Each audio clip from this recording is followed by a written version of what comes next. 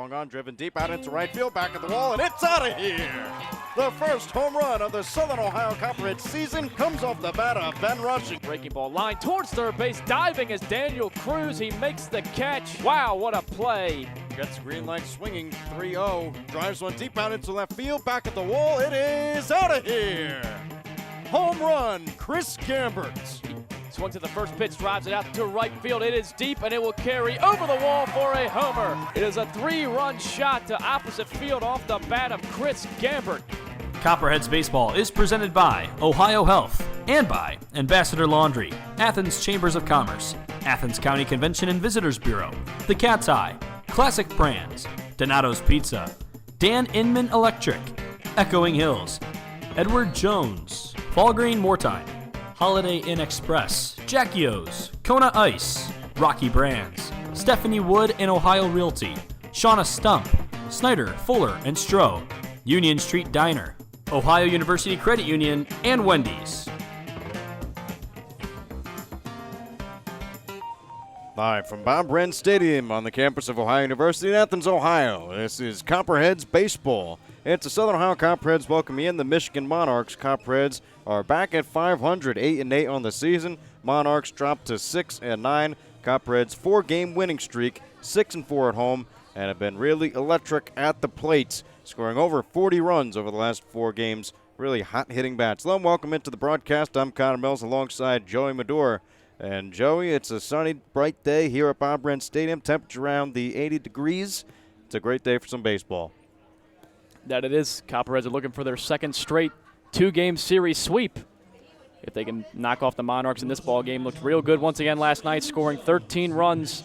And the thing that I've noticed is they're not having one big inning where they score all their runs and they're done the rest of the ball game. They're scattering runs throughout the ball game. They're getting timely hits, able to string them together, something they weren't able to do in the first few weeks when they dropped down to 4-8. But this week the bats have come alive. The pitching has been solid, as it has been all year. They get Zach Iverson on the mound tonight, who second in the league in strikeouts, so should have another chance to win another one, make it 5 in a row. Well, Zach Iverson only second for now. All he needs is one to tie for the lead and another one to try and get to the top of the pitching leaderboards. Even though he's a third baseman from Michigan State, he's done fairly well out on the mound. It's Zach Iverson and Drew Zapaniak on the mound for the Michigan Monarchs in what figures to be a good pitching duel between these two teams. Copperheads looking to pick up their 5th win in a row and go over 500 for the first time this season, as manager Austin Dunphy will look to pick up his 9th win as he's a first-year head coach. We'll be right back on the Copperheads Media Network, presented by Ohio Health after the national anthem and first pitch.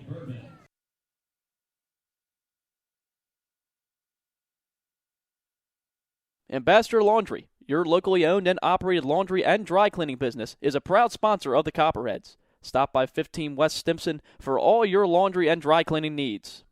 It's a grand slam when you shop locally. Look for the Athens Area Chamber of Commerce logo and be sure to support the businesses that support the Athens Sandlot, our very own Copperheads, and our community.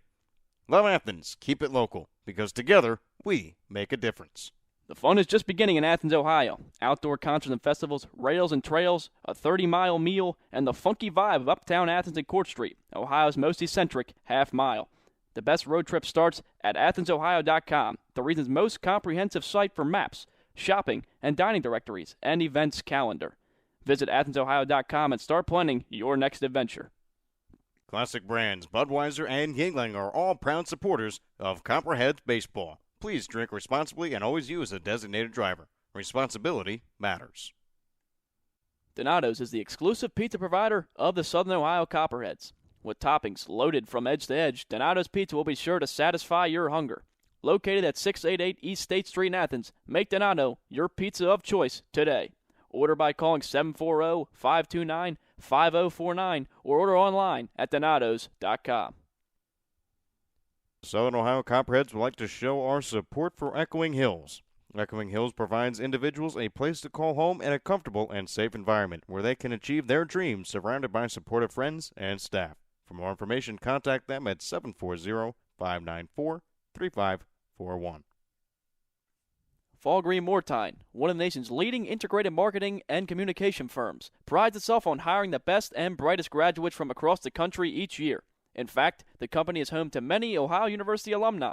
For more details on internships and employment opportunities, visit www.fallgreenmoretine.com.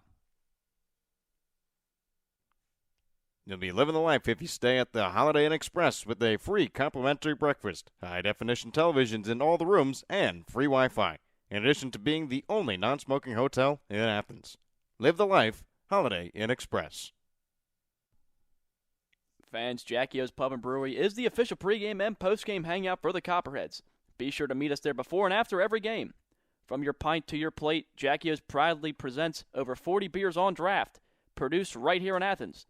Newly remodeled public house and kitchen menu, uptown in-house bakery, 22-acre farm and taproom facility lunch specials, and locally sourced dinners, 7 days a week.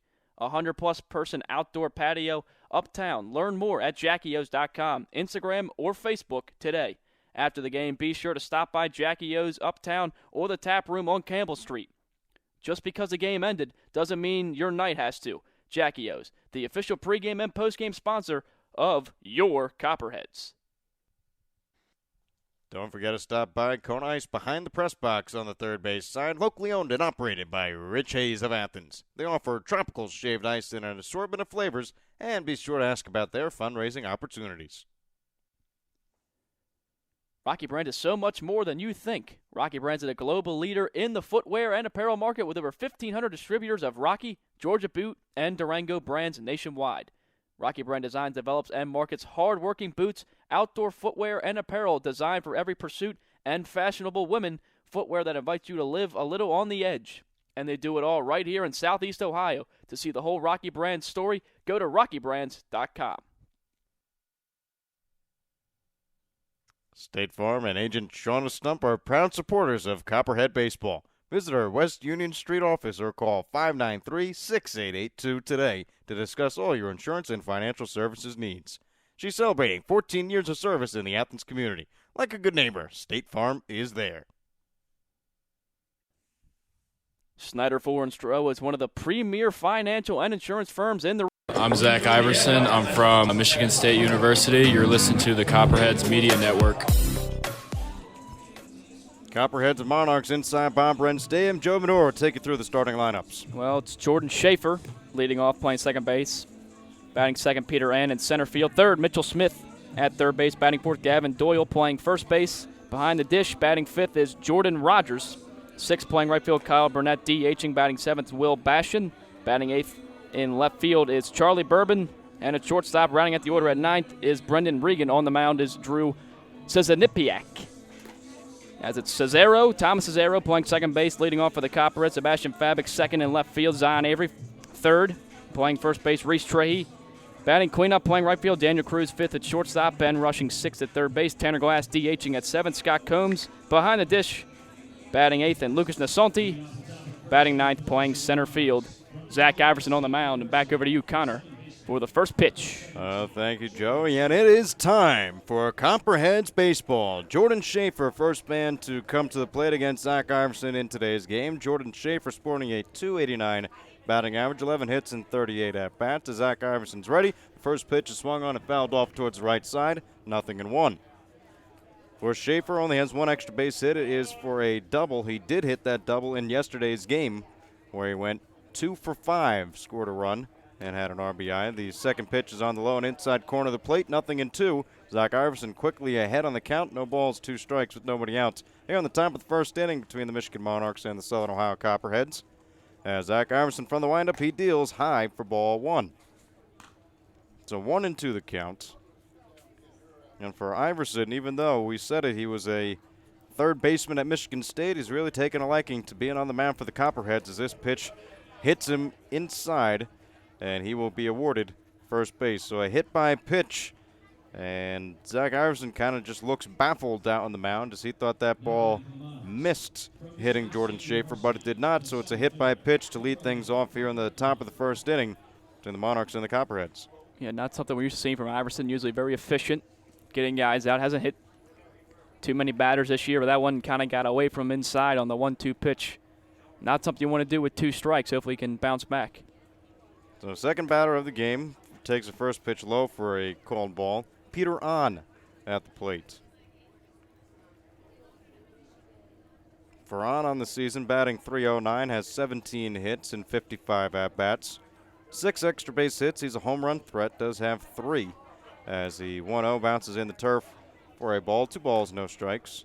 So Zach Iverson, after getting ahead 1-2 on the count to Jordan Schaefer, he hits him with a pitch and now gets behind Peter on 2-0. Iverson, one of the best ERAs in the league, as this pitch is roped out into right center field, falling fast, and now get down for a base hit. Moving from first to second is Jordan Schaefer, and Peter on stands on first with the first hit of the game.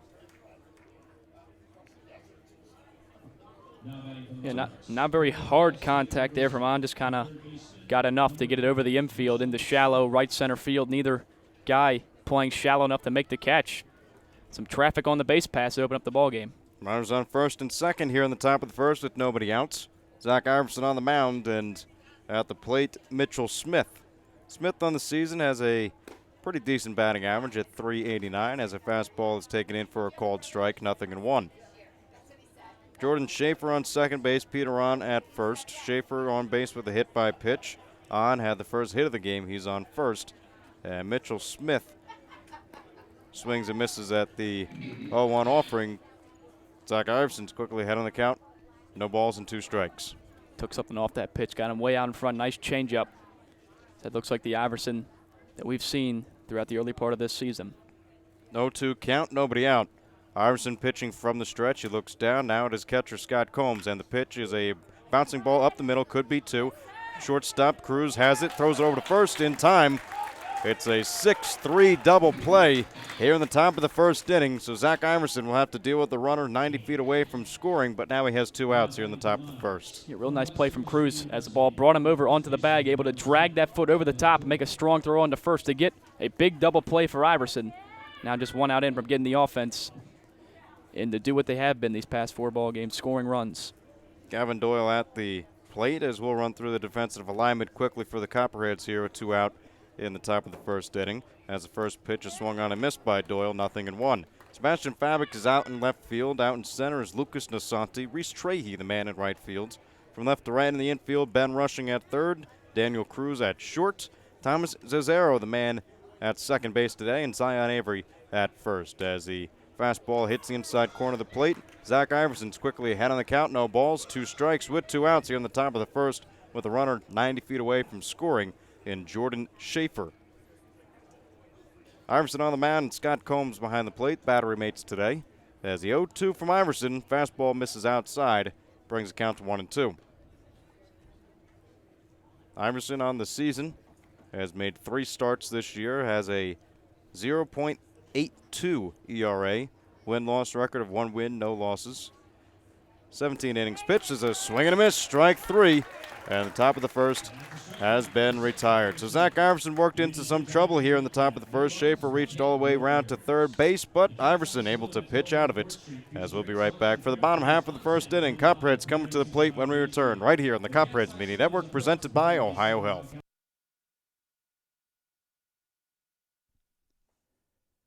Rocky Brands is so much more than you think. Rocky Brands is a global leader in the footwear and apparel market with over 1,500 distributors of Rocky, Georgia Boot, and Durango brands nationwide.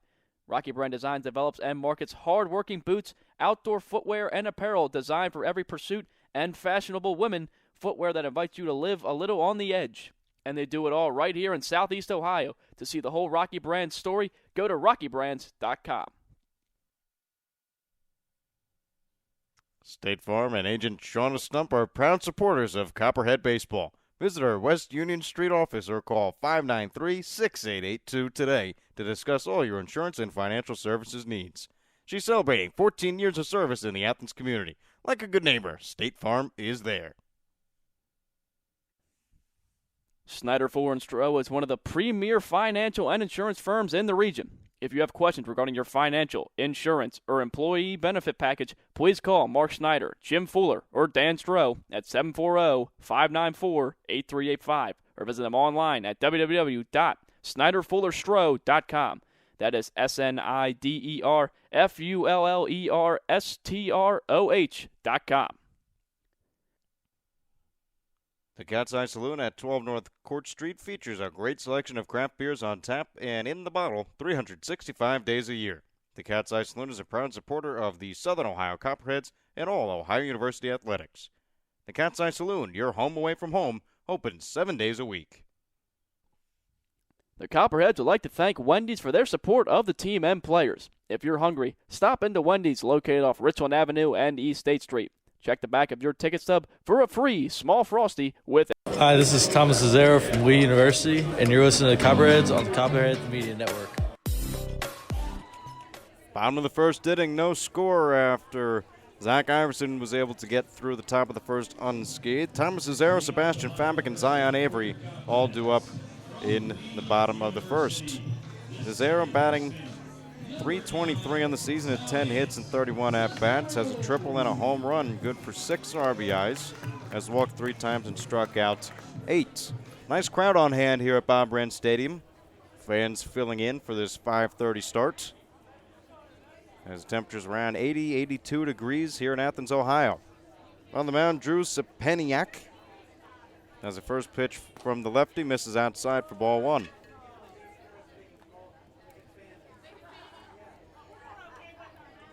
One-0 the count. And for Drew Sepeniak, as the fastball hits the outside corner, evens up the count at 1-1. 2-0 record on the season. Has a .420 ERA. 3 games appeared in, just his second start of the season. As the fastball hits the inside corner to Thomas Cesaro, 1-2 the count. 10 innings pitched for Sepeniak. 15 strikeouts, 6 walks, and 13 hits. As 1-2 is delivered, swung on a miss, but dropped by the catcher Rogers. He gets out in front of home plate, throws over to first in time to complete the strikeout.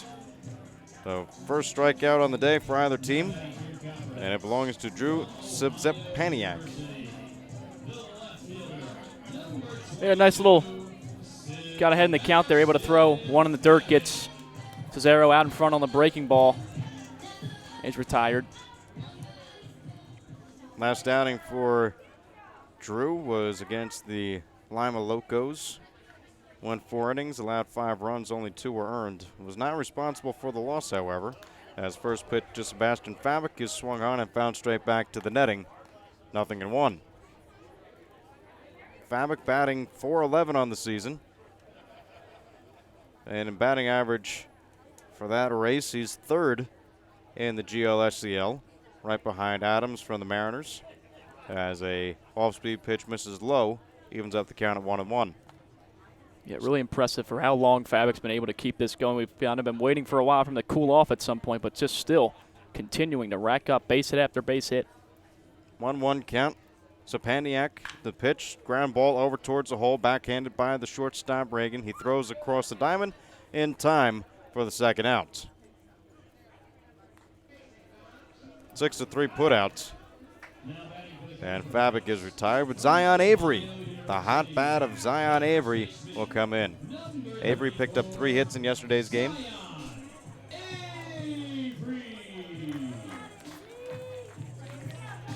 Avery also 3 RBIs yesterday.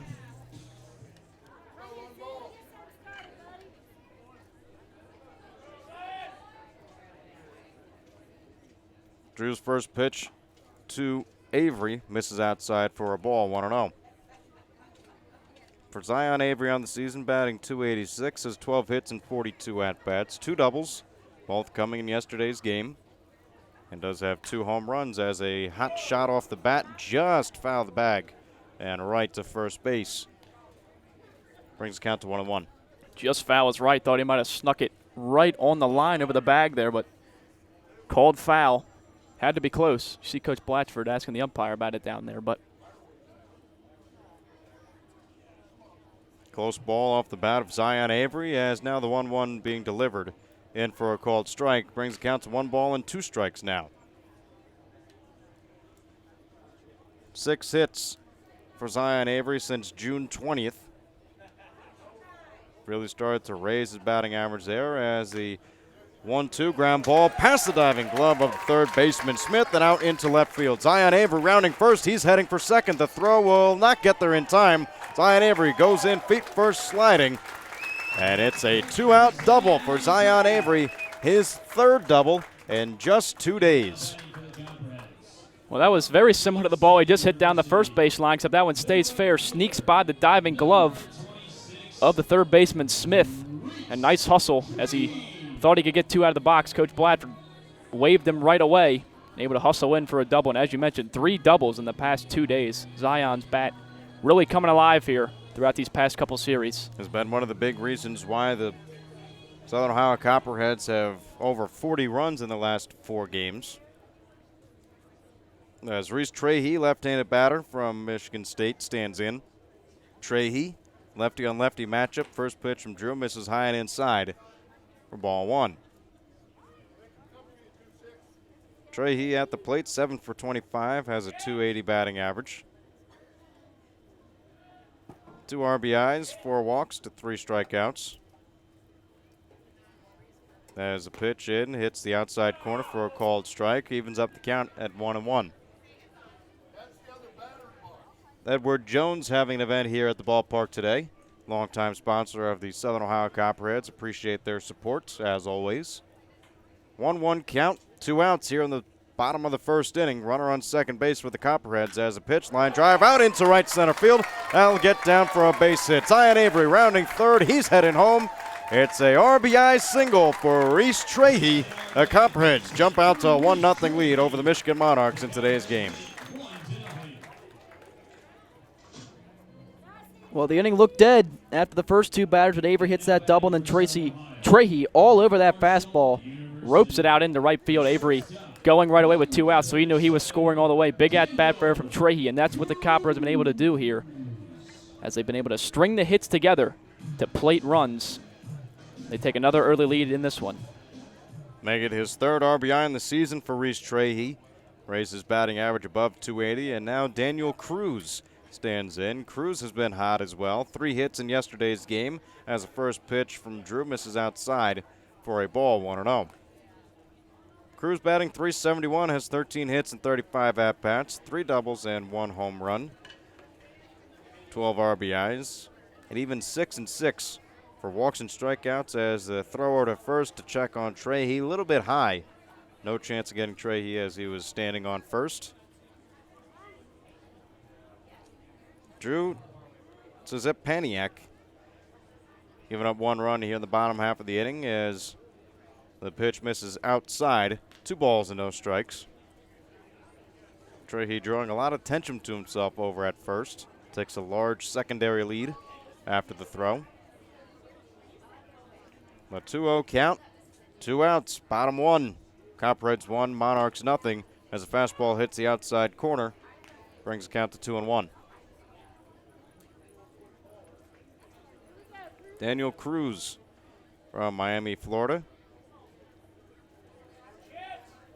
Went to college at Marshall University, still attending, where he was a sophomore. As this ball gets under the legs of the catcher Rogers, moving from first to second is Reese Trahey. And now another runner in scoring position. A base hit could drive him in. As the count's at 3 balls and 1 strike with 2 outs here in the bottom of the first inning. You just mentioned Cruz goes to Marshall, obviously rivals with the Bobcats in the spring, but talking to him yesterday, he talked about how he loves playing at this ballpark, loves the feel of Athens, Ohio, playing here for the summer, as many of the players do when they come here. And him an electric player of the game, Daniel Cruz. 3-1 count. The pitch from Drew is a ground ball left of the bag of third base, goes foul. And the count will be full here with 2 outs. Daniel Cruz, again, in yesterday's game, went 3 for 4, picked up 2 doubles, had 2 runs scored, 3 RBIs en route to the Dan Inman Electric Player of the Game. Walked once and struck out once. Batting average was risen up high as a fastball misses outside. It's a full count walk issued to Daniel Cruz with Ben Rushing. Come to the plate. Yeah, and for Sizanipiak, it looked like it was going to be a fairly easy first inning, but the Copperheads making him work. driving the pitch count up there after the first two guys retired, a double, a single, and now a walk on a long at-bat from Daniel Cruz. So he's had to work a little bit out there on the mound in this first inning. Well, against the Muskegon Clippers, there were 2 outs in the bottom of the first, and the Copperheads scored 8 runs with 2 outs. Only 1 run here in the bottom of the first, with the first pitch to Ben Rushing missing outside for ball 1. But for the Copperheads, a 7-2 win against the Mariners. Then they were rained out. 2 games against the Clippers. This is the second game against the Monarchs.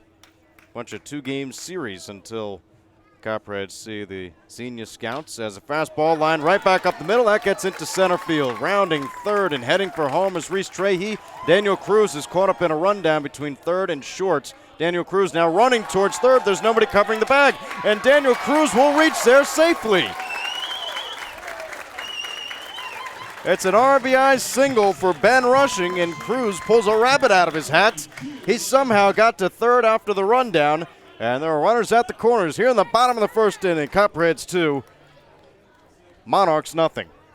Well, Cruz's first job when he was in a rundown was to make sure he stayed in it long enough to get the run in with 2 outs in the inning, so he did that first, and then he realized when the ball came back to second, there was nobody left at third base. As a catcher, Rogers tried to come over to cover, but there was no point by then because Cruz was already sliding into third safely. So heads-up play there, even though it could have had a bad ending. But it all works out. And a nice drive up the middle for Ben Rushing for the RBI. Ben Rushing, RBI single. He's on first. Runners at the corners here in the bottom of the first inning as the first pitch to Tanner Glass is taken in on the outside corner for a called strike. 0-1. So Ben Rushing picks up his 9th RBI of the year as he's dancing over on first base, but the pitch will go to home plate outside for a ball. Evens up the count at 1-1. Tanner Glass is waiting for his bat to heat up. Great opportunity here with 2 outs here in the bottom of the first inning. As Drew's pitch is swung on, a slow roller up the third base line. This one will stay fair. Tanner Glass is safe at first. It's an infield single. RBI infield single for Tanner Glass as he picks up his first hit since June 18th. Copperheads with 2 outs in the bottom of the first are magical. 3 runs here in the bottom 1 as Copperheads 3, Monarchs nothing. Yeah, and that's just unfortunate out there on the mound because he threw a good pitch, got him to hit a slow roller chopper down the third, but just too slow. Tanner Glass moving pretty good up the line, not having a chance of a throw by Mitchell at third base. First pitch from Drew Zepaniak to Scott Combs, misses inside and low for a ball, 1-0. For Scott Combs, batting .308, has 8 hits and 26 at-bats. 4 runs scored, 1 double, 5 RBIs, 4 walks as they swing a foul ball off towards the right side and over near some umbrellas shading the fans from this 80-degree heat. It is hot out there. Especially down there on the turf for the players because obviously that raises the temperature a little bit. One of the hotter days we've had so far for sure this season. 3 runs here in the bottom of the first inning. 2 outs. All runs coming with 2 outs. Zion Avery got things started with a double, came around to score, and an RBI single from Reese Trahey. Daniel Cruz walked. There were runners at the corners. Ben Rushing then had a RBI single. He's on second base right now, and Rushing, well, forget about second base. He just took third. So Rushing steals a base. There's now runners at the corners again here in the bottom of the first inning. 1-2 count to Scott Combs. He stole that one off the pitcher, took off as soon as he headed towards the mound there. This is a Paniac kind of falling into a rhythm out there on the mound, and that's when the base runners start to go on you. So heads up play by Rushing. Rushing at third. At first, Tanner Glass. At the plate, Scott Combs. The pitch is swung on and missed. It's dropped at the plate. The catcher, Rogers, will have to hurry, and he does, to get the outs here in the bottom of the first inning. But not before the Southern Ohio Copperheads put up a 3 spot with 2 outs here in the bottom of the first. It's the Copperheads 3, the Michigan Monarchs nothing. We'll be back in the top of the second on the Southern Ohio Copperheads Media Network, presented by Ohio Health. Ambassador Laundry, your locally owned and operated laundry and dry cleaning business, is a proud sponsor of the Copperheads. Stop by 15 West Stimson for all your laundry and dry cleaning needs. It's a grand slam when you shop locally. Look for the Athens Area of Commerce logo and be sure to support the business that support the Athens Sandlot, our very own Copperheads, and our community. Love Athens. Keep it local, because together we make a difference. The fun is just beginning in Athens, Ohio. Outdoor concerts and festivals, rails and trails, a 30-mile meal, and the funky vibe of Uptown Athens and Court Street, Ohio's most eccentric half-mile. The best road trip starts at AthensOhio.com, the region's most comprehensive site for maps, shopping and dining directories, and events calendar. Visit AthensOhio.com and start planning your next adventure. Classic brands Budweiser and Yuengling are proud supporters of Copperheads baseball. Please drink responsibly and always use a designated driver. Responsibility matters. Donato's is the exclusive pizza provider of the Southern Ohio Copperheads. With toppings loaded from edge to edge, Donato's Pizza will be sure to satisfy your hunger. Located at 688 East State Street in Athens, make Donato's your pizza of choice today. Order by calling 740-592-5049 or order online at donatos.com. The Southern Ohio Copperheads would like to show our support for Echoing Hills. This is Austin Dunphy, the manager with the Southern Ohio Copperheads, and you're listening to the Copperheads Media Network.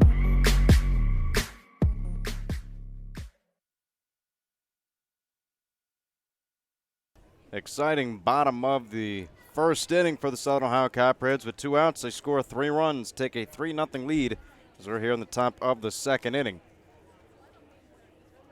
Tied for the lead in the league for strikeouts is the man on the mound, Zach Iverson, as the first pitch is swung on and fouled straight back by the catcher, Jordan Rogers, for the Michigan Monarchs.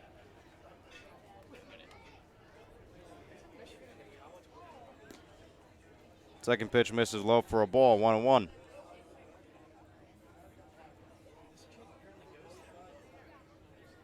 Jordan Rogers batting .182 as the fastball misses low. 2 balls and 1 strike with nobody out here in the top of the second inning. But Jordan Rogers, 8 hits and 44 at-bats, has 1 double as he lines this one down the right field line, but it will go out of play and over the grass mound to the right to Bob Brent Stadium. Home of the Copperheads. So says the sign. Straight dead into center field as another swing and a foul ball. Count is at 2-2.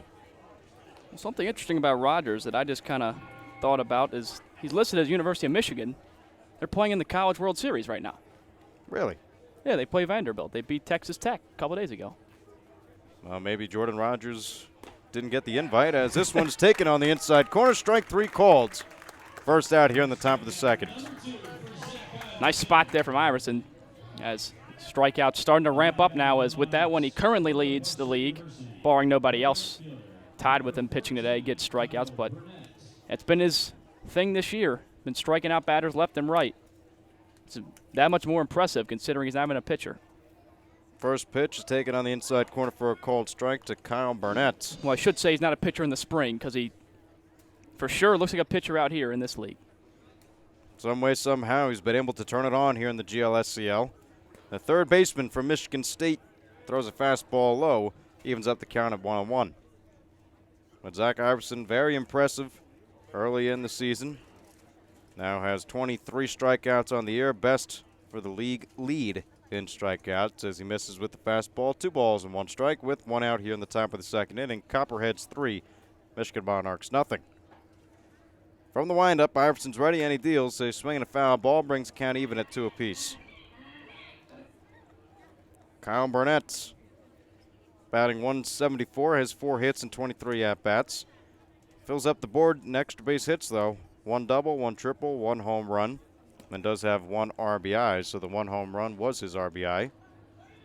Fastball misses low and away, and count is run full to Kyle Burnett. Yesterday's game had a hit, and it was the RBI. That's when he hit the home run as he drives this one deep out into right center field, taking a couple steps back. Is right fielder Reese Trahey. Got things going in the bottom of the first for the Copperheads. Makes one-hand catch, 2 outs, top second. Will Bastian now at the plate. Bastian, the designated hitter in today's game. As yesterday went 1 for 4, had a double and walked. First pitch misses inside for a ball. 1-0. 7 hits and 33 at-bats for Bastian. 2 doubles, 2 runs scored, and 2 RBIs. Walked 6 times, but struck out 14 as he swings through this fastball offering, just a bit outside. So it's 1-1 now. Outfield back, infield back as well. As a 1-1 is poked at, and another fly ball out into the dirt mound to the right of Bob Brent Stadium. A lot of fans getting some souvenirs out there. Unless when the Copperheads Snake Wranglers get that ball back. All foul balls are supposed to go back to the home team dugout. But who wouldn't want a free foul ball? As a swing and a miss, strike 3. 3 up, 3 down here in the top of the second inning. Copperheads 3, Michigan Monarchs nothing. We'll be back in the top of the second inning, bottom of the second inning on the Copperheads Media Network, presented by Ohio Health. The Southern Ohio Copperheads would like to show our support for Echoing Hills. Echoing Hills provides individuals a place to call home in a comfortable and safe environment where they can achieve their dreams surrounded by supportive friends and staff. For more information, contact them at 740-594-3541. Ball Green Mortine, one of the nation's leading integrated marketing and communication firms, prides itself on hiring the best and brightest graduates from across the country each year. In fact, the company is home to many Ohio University alumni. For more details on internships and employment opportunities, visit www.ballgreenmortine.com. You will be living the life if you stay at the Holiday Inn Express with the free complimentary breakfast, high-definition television in all the rooms, and free Wi-Fi.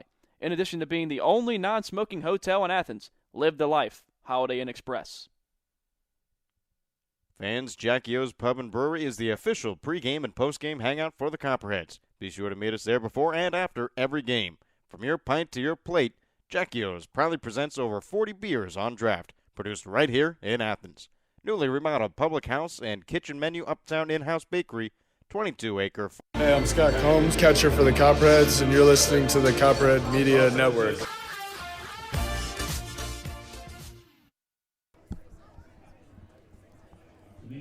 Back here in the bottom of the second inning, Copperheads 3, Michigan Monarchs nothing. The only man who did not come to the plate was Lucas Nasanti, so he'll lead things off here. Lucas Nasanti, batting .313, has 10 hits and 32 at-bats. 4 doubles, 7 runs scored, knocked in 5 RBIs, 4 walks, and 5 strikeouts. As a first pitch from Drew misses, or no, it doesn't, hits the outside corner. 0-1.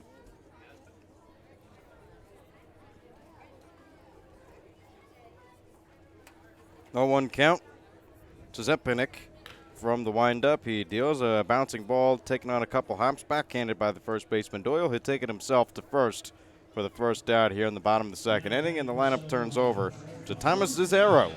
Zizero struck out in his first at-bat.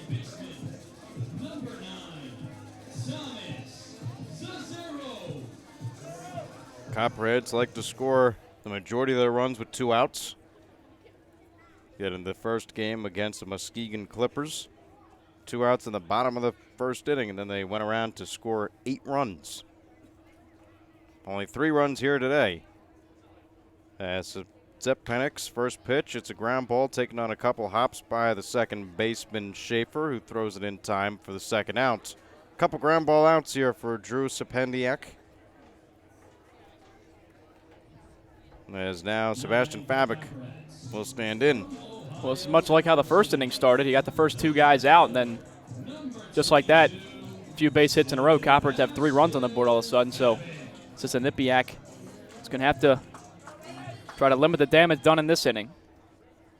Also, Sependiak struck out Cesaro, got Fabik to ground out as the first pitch fastball to Fabik misses outside. 1-0. Then Zion Avery hit a double. Reese Trahey had an RBI single. Cruz walked, came around to score on a RBI single from Ben Rushing. And Tanner Glass followed suit with an RBI of his own. And Scott Combs ended the inning with a strikeout. That's where we're at right now, but we're here in the bottom of the second inning. 1-1 count, 2 outs. Sebastian Fabic at the plate. Fabic having a gold bat today. Don't remember him using that bat in yesterday's game. Come to think of it, Zion Avery, who's on deck, sported a red bat in yesterday's game. Now he's got a black bat here today. So changed things up as a 2-1 count. The pitch is swung on and ground ball right to Ben Rushing in the dugouts. Rushing just took it on one hop, no glove, right into the hands. Sure sign of a good third baseman. All instincts.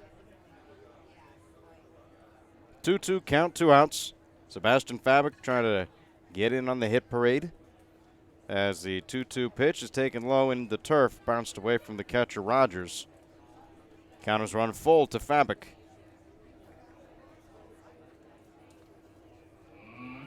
Fabic was third in batting average coming into the day. 23 hits and 56 at-bats.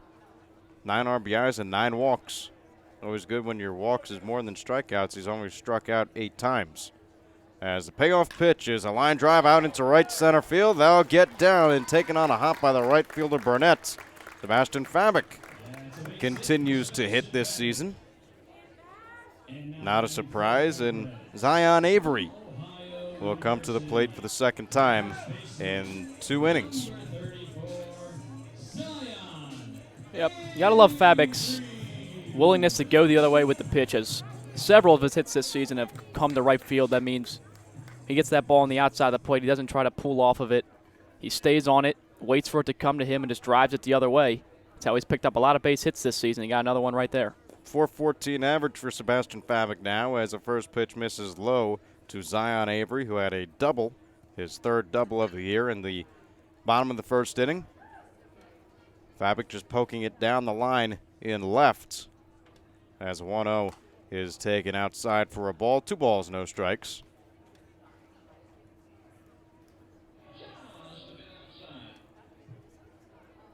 For Zion Avery, might be the man to replace Rudy Rote for the Ohio Bobcats come the spring, as a 2-0 is missed outside. 3 straight balls to Zion Avery with 2 outs here in the bottom of the second inning. Runner on first for the Copperheads. Rudy Rote was drafted by the Phillies in the MLB draft, for any Bobcat fans listening out there.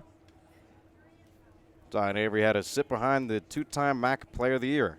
As a 3-0 is outside, ball 4, second walk issued of the day by Drew Sapeniak.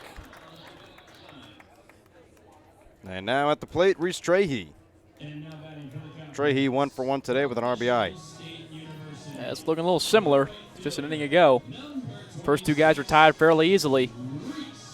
But then Sapeniak is having trouble just getting that final out of innings, as Trey had an RBI base hit last time, and if he does it again, another run will come in to score. Fabic on second, Zion Avery on first. First pitch to Reese Trahey, ground ball. Zion Avery had to stop, but running to first base, can't get there in time. Come around to score is Sebastian Fabic.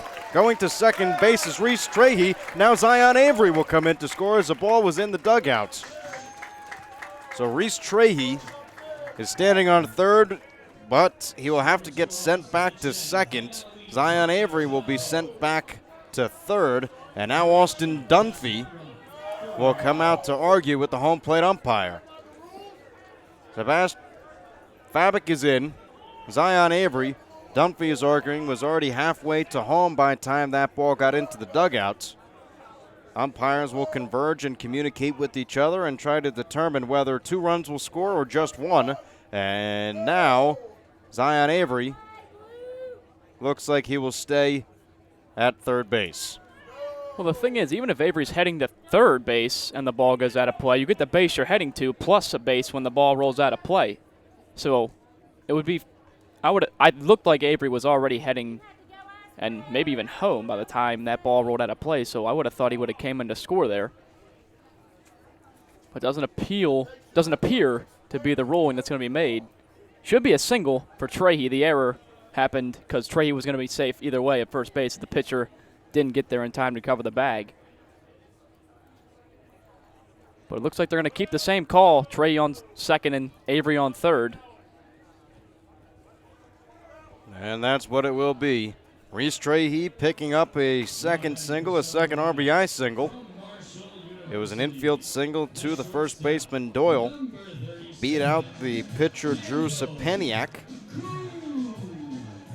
for the RBI single. He stands on second base as that ball went into the dugout. And now, with runners on second and third, Daniel Cruz stands in at the plate. First pitch to Cruz is off speed and hits the outside corner for a called strike.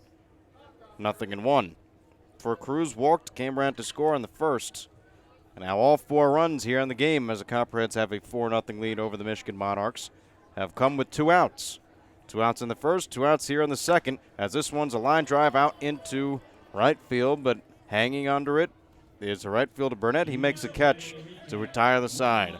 So another 2-out run for the Southern Ohio Copperheads. Here in today's game, the Copperheads extend their lead to 4-0 as we head to the top of the third, right here on the Copperheads Media Network, presented by Ohio Health.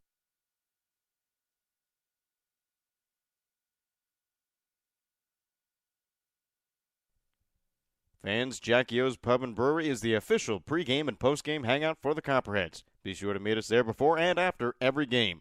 From your pint to your plate, Jackie O's proudly presents over 40 beers on draft, produced right here in Athens. Newly remodeled public house and kitchen menu, uptown in-house bakery, 22-acre farm and taproom facility lunch specials, and locally sourced dinners 7 days a week. 100-plus person outdoor patio, uptown. Learn more at jackios.com. Instagram or Facebook today. After the game, be sure to stop by Jackie O's Uptown or the tap room in Campbell Street. Just because the game ended doesn't mean your night has to. Jackie O's, the official pregame and postgame sponsor of your Copperheads. Don't forget to stop by Kona Ice behind the press box on the third base side. Locally owned and operated by Rich Hayes of Athens. My name is Jake Hansen. I'm from Olney Central College. Go Knights, and this is your Copperheads Media Network.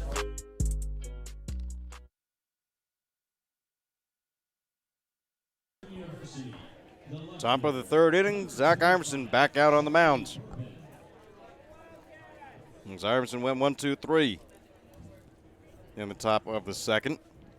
It'll be Charlie Bourbon, Brendan Reagan, then back to the top of the order for the Michigan Monarchs here in today's game. Monarchs 6-9 this season. A lot of game left, but momentum is shifted towards Southern Ohio today as the first pitch fastball is in for a called strike, 0-1.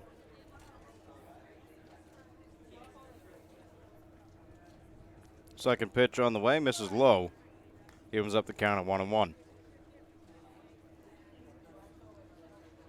But for Charlie Bourbon, out in left field today as he checks the swing. The check down, it won't be checked down to the field umpire, but home plate umpire will call it a strike.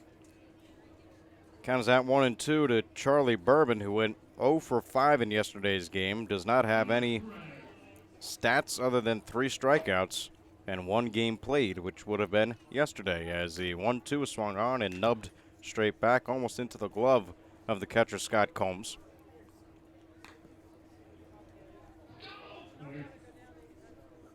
Charlie Bourbon, followed by Brandon Reagan. Bourbon from Northwestern University and Riverwoods, Illinois. As the fastball hits the outside corner, strike 3 called.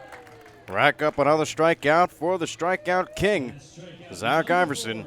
He extends his lead on the GLSCL and gets another out here in the top of the third inning.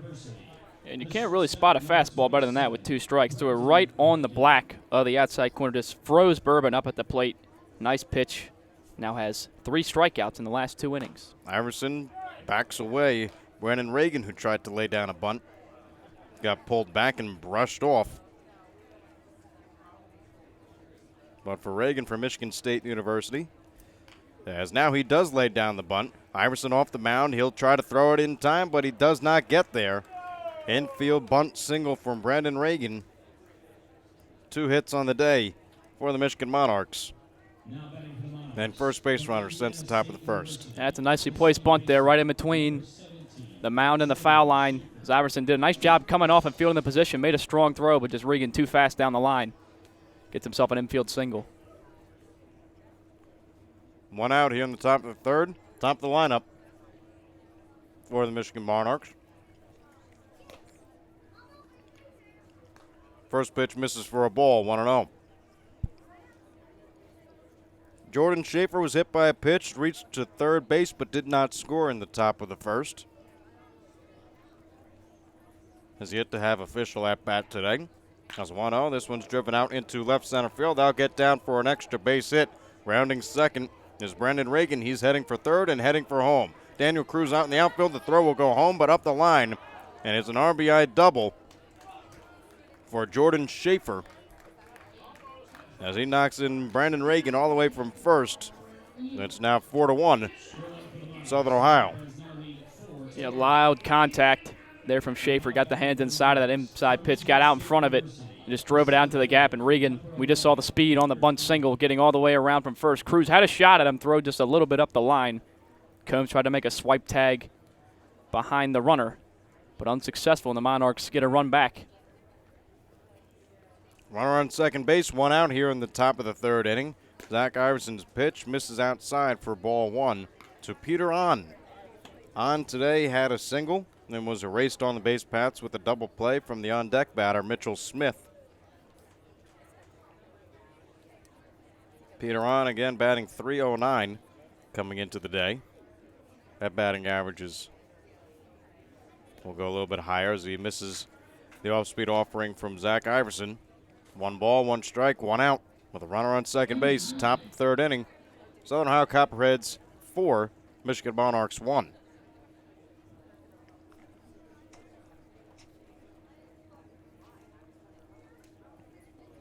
Infield playing back, outfield straight away as this one is lifted out into right field. Shielding his eyes is Reese Trey. He backs up a couple steps, goes into right center field.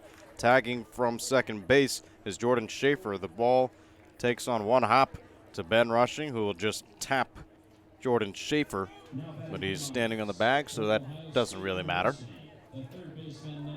2 outs now here on the top of the third inning.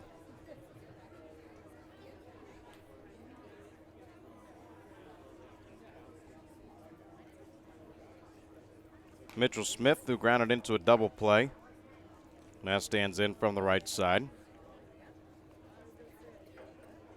Smith with 7 RBIs on the year has a chance to get number 8 as the off-speed offering is in for a called strike, 0-1.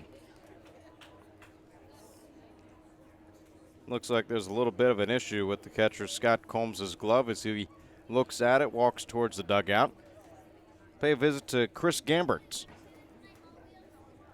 2 of the catchers on the Copperheads team, as Scott Combs will now trot back. Gambert was nice enough of him to let him use his glove. Count is at no balls, 1 strike with 2 outs. Runner on third base for the Michigan Monarchs here in the top of the third inning. Zach Iverson pitching from the stretch. He's ready and deals. Fastball misses high and inside. Puts the count at 1-1.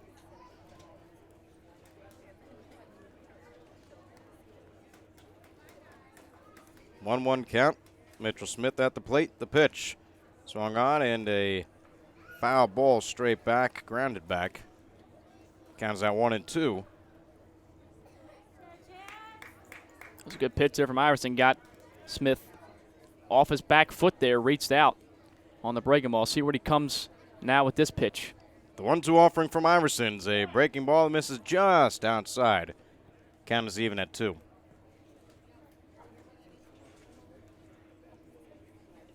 Mitchell Smith went 1 for 3 yesterday with a walk against the Copperheads.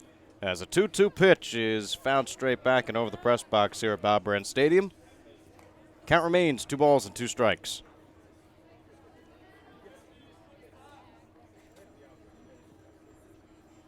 A lot of offense early between these two teams. 1 run on 3 hits for the Michigan Monarchs, 4 runs on 6 hits for the Copperheads as we're only through 3. As a 2-2 is swung on and another foul ball. This one punched right near the Nicholson family turf marking here at Bob Brandt Stadium. 2-2.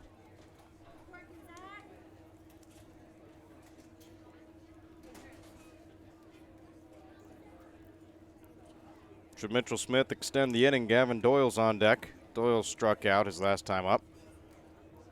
And there's a 2-2 offering from Zach Iverson, another foul ball. Smith making Zach Iverson work here in the top of the third inning. After going 1-2-3 in the top of the second, Iverson has allowed one run here in the top of the third, an RBI double belonging to Jordan Schaefer, knocking in Brandon Reagan. From the stretch, Iverson deals a fastball that is a beautiful block by Scott Combs as to not allow the runner to score. Count runs full to Mitchell Smith. Iverson's ready, looks down at the rubber, and back to his catcher Combs. The 3-2 swung on and missed, strike three. Zach Iverson bends but does not break, gives up one run here in the top of the third, and the Copperheads bats will come to the plate in the bottom half of the inning. You're listening to the Copperheads Media Network, presented by Ohio Health. Ambassador Laundry, your locally owned and operated laundry and dry cleaning business, is a proud sponsor of the Copperheads. Stop by 15 West Stimson for all your laundry and dry cleaning needs. It's a grand slam when you shop locally. Look for the Athens Area Chamber of Commerce logo and be sure to support the businesses that support the Athens Sandlot, our very own Copperheads, and our community. Love Athens. Keep it local, because together we make a difference. The fun is just beginning in Athens, Ohio. Outdoor concerts and festivals, rails and trails, a 30-mile meal, and the funky vibe of uptown Athens and Court Street, Ohio's most eccentric half-mile. The best road trip starts at AthensOhio.com, the region's most comprehensive site for maps, shopping, and dining directories, and events calendar. Visit AthensOhio.com and start planning your next adventure. Classic brands Budweiser and Yingling are all proud supporters of Copperheads Baseball. Please drink responsibly and always use a designated driver. Responsibility matters. Donato's is the exclusive pizza provider of the Southern Ohio Copperheads. With toppings loaded from edge to edge, Donato's Pizza will be sure to satisfy you. Ty Krinberger from Pompano, Florida. You're listening to Ched's Media.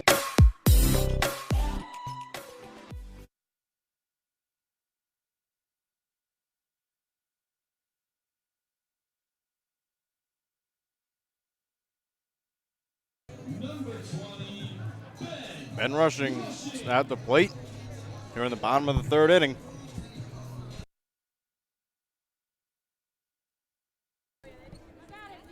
Ben Rushing today had an RBI single. He's 1 for 1. As Drew Paniak is on the mound here in the bottom of the third. First pitch to Ben Rushing is swung on and missed for a strike. 0-1. Daniel Cruz flew out to right field to end things in the bottom of the second inning. As the 0-1 offering from Drew is taken low in the turf for a ball. Bounces away from the catcher Rogers up the third base line. Check down to field umpire. Ben Rushing did not go around. Count is even at 1-1.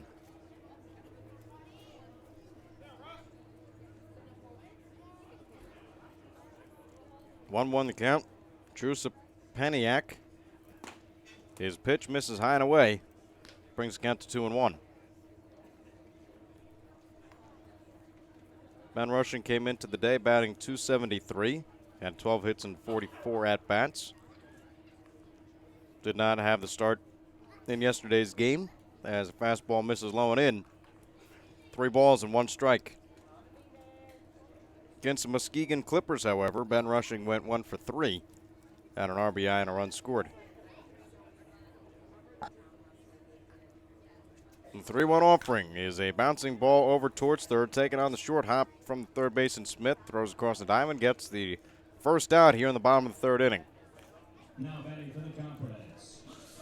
Yeah, and getting the first 2 guys out hasn't been a problem for Sizapaniak so far in this game. It's just all the runs have come with 2 outs for the Copperheads, as in both the first and second inning, first 2 guys went down fairly easily, but then the base hits start to come with 2 away.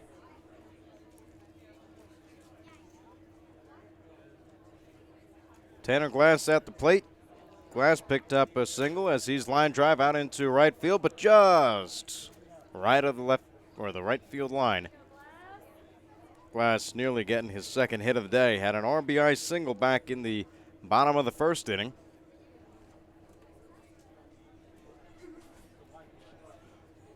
As the Copperheads have a 4-1 lead with one out here in the bottom of the third.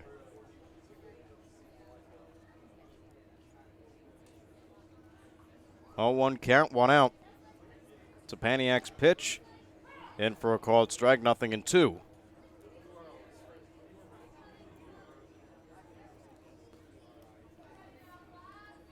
0-2 count to Tanner Glass as a curveball misses high for a ball, 1-2. Against the Clippers, Tanner Glass was 0 for 4, did score a run on a hit by pitch. So he reached the base paths as 1-2 is swung on and ball bounces right back and hits him in the back of the head. But right on the helmet. So the count remains 1-2.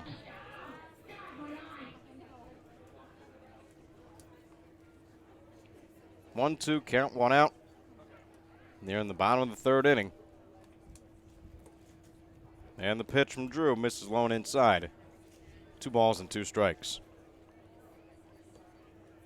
Defense for the Michigan Monarchs. Bergman out in left field, on in center, Burnett in right.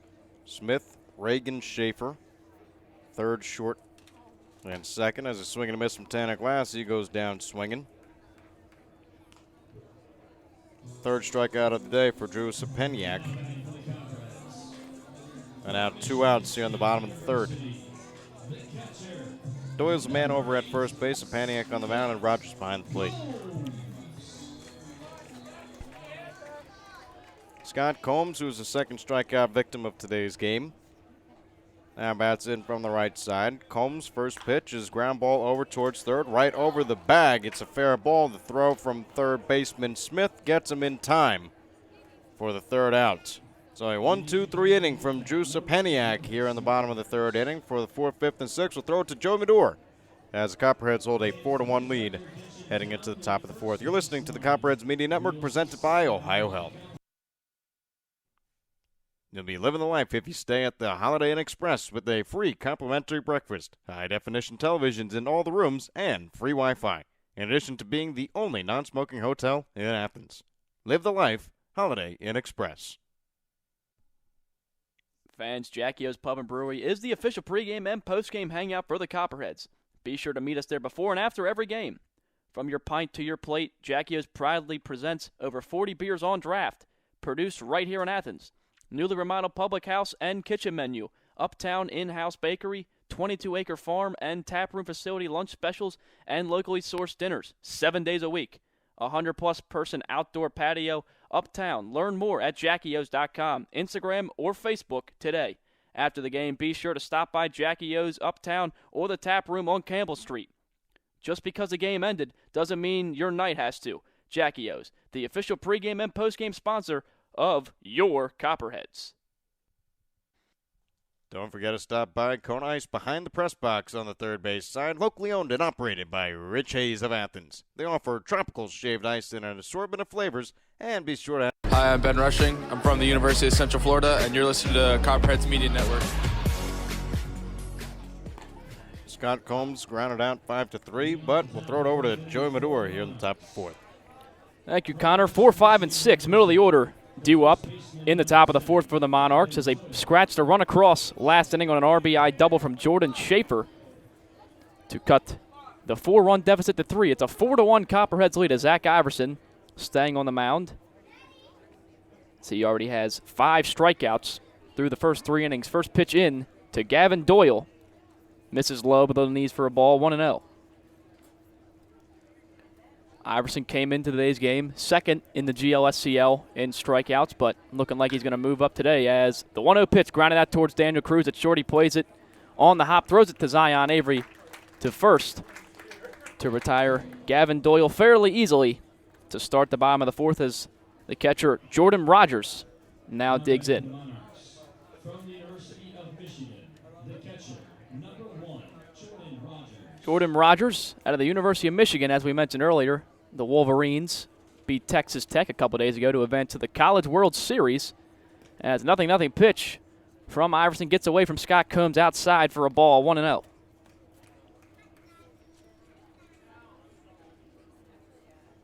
As Iverson back on the rubber, the 1-0 pitch. Swung and grounded towards Ben Rushing at third. Tries to play it on the short hop, but it hits off the heel of the glove and gets by him. As Daniel Cruz backs him up, but Jordan Rogers reaches first. Should be an error on Ben Rushing, and a one-out base runner in the top of the fourth. Yeah, tough hop for Ben Rushing over at the hot corner. Just couldn't get the glove correctly on it, and he'll be charged with the error. So Rogers reaches first safely. Now Kyle Burnett comes in. He flew out to right field in his first at-bat. As Rogers dancing over there first, steals on the first pitch. And it's a foul ball from Kyle Burnett, 0-1.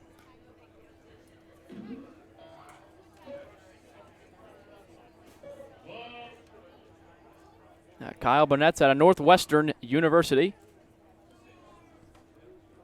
Went 1 for 3 in the ball game yesterday. His one hit was a homer. It was his first home run and first RBI on the season as Jordan Rogers continues to dance off the bag at first base. The 0-1 pitch breaking ball bends in at the knees of Kyle Burnett, 0-2.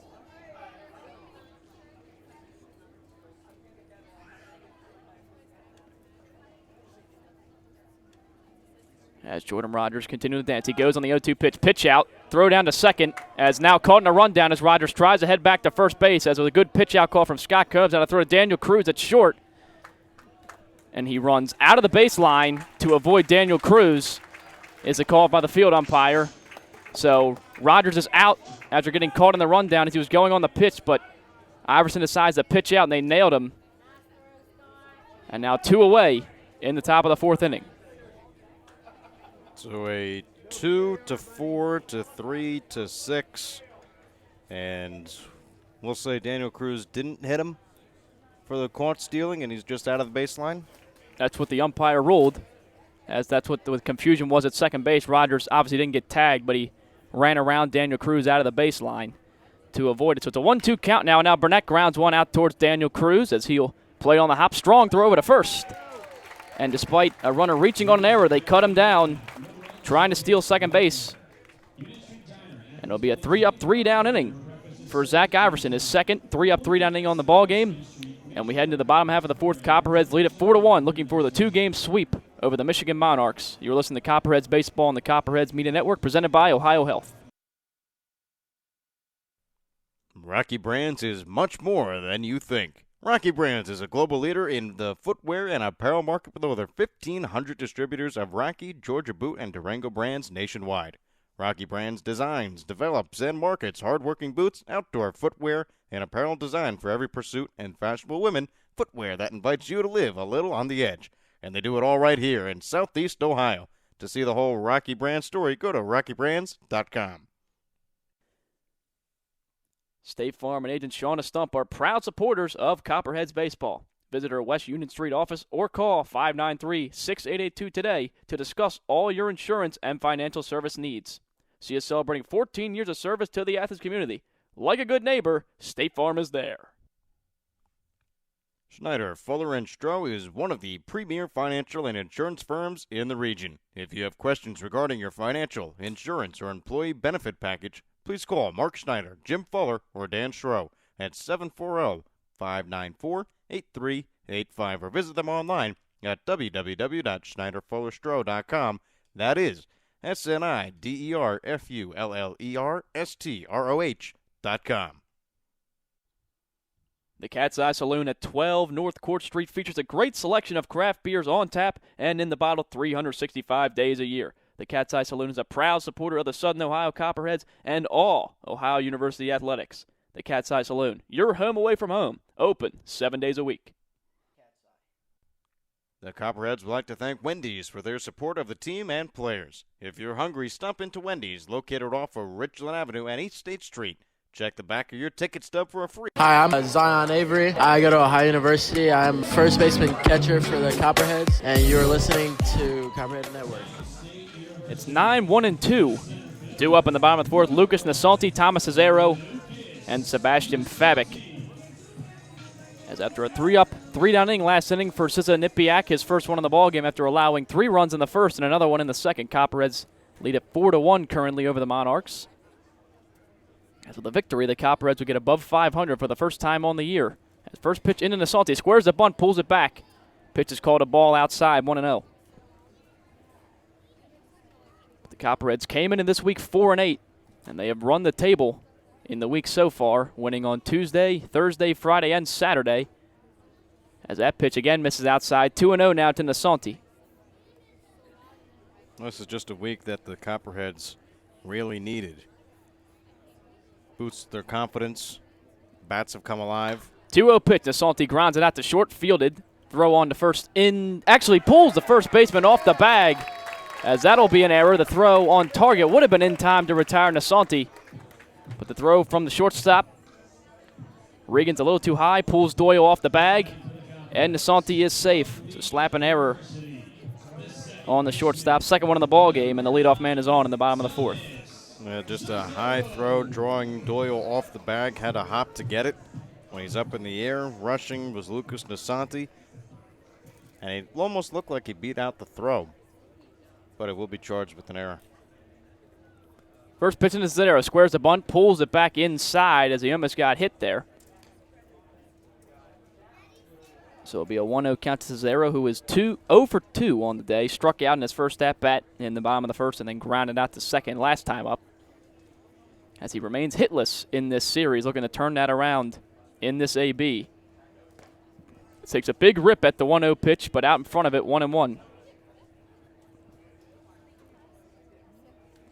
Before this series, Cesaro's last game batting in, he went 5 for 5 with 4 singles and a homer, as the 1-1 pitch into him is a called strike on the inside corner.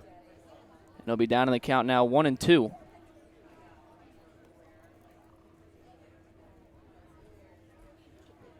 As Nasanti, pickoff attempt, back to first base. Not a huge lead over there. He's back in standing.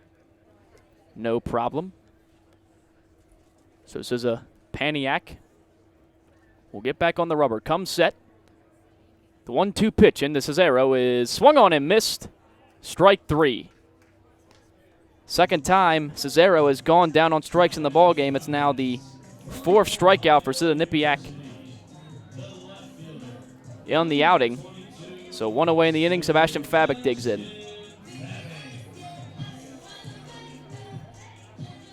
Fabic is 1 for 2, ground out to short in his first at-bat, had a single, and came around to score the only run in the second inning, his last time up.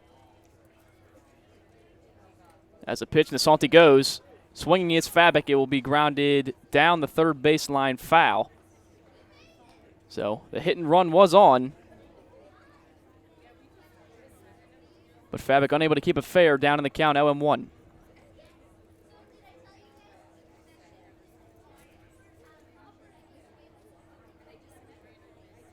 After the last at-bat, Fabic's now batting .414 on the season, as now a pickoff attempt. Over to Nasanti again, he's back in standing. Fabic came into today's ball game 3rd in the league in average. Has been the most consistent hitter in the Copperheads lineup so far. 0-1 pitch, fouls it back into the catcher, Rogers. And he's quickly down in the count, 0-2.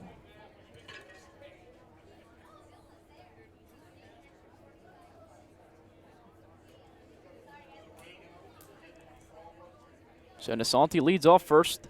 He reads on an error to start off the inning. 1 away, 4-1 Copperheads lead in the bottom of the 4th. Off-speed pitch, grounded towards short. Going to be too slow to get to. They go to second for the force out to get Nasanti. But Fabic easily into first with a fielder's choice. 2 outs now in the inning, and a runner stays on first base for Zion Avery. Well, anyway, you get Zion Avery to the plate, you need him at the plate. He's just been that good of a hitter. He's been dangerous every single time he's strolled up there. So Avery is now above the 300 mark after a base hit, actually a double, back in the first inning. Walked his last time up. As he's up to 304 on the season now. First pitch into him will miss low for a ball, 1-0. Avery has really turned it around this week, as his average was as low as 207. But but has steadily climbed up the rankings. Now batting .304, as they mentioned. The work he's put in. 1-0 pitch misses outside. Fabic was stealing, throw down. Not in time. Fabic has a stolen base, and now he's in scoring position with 2 away. It'll be a 2-0 count to Zion Avery, and now a base hit could potentially bring in a run and add on to the Copperheads' lead.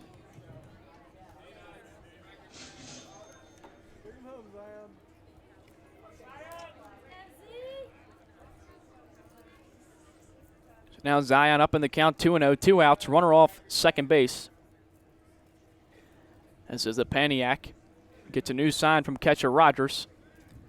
Now he's back on, comes set, checks Fabic at second. Now will come home, 2-0 pitch into Avery. Runs inside and gets away from the catcher Rogers. He can't find it. Fabic is now rounding third.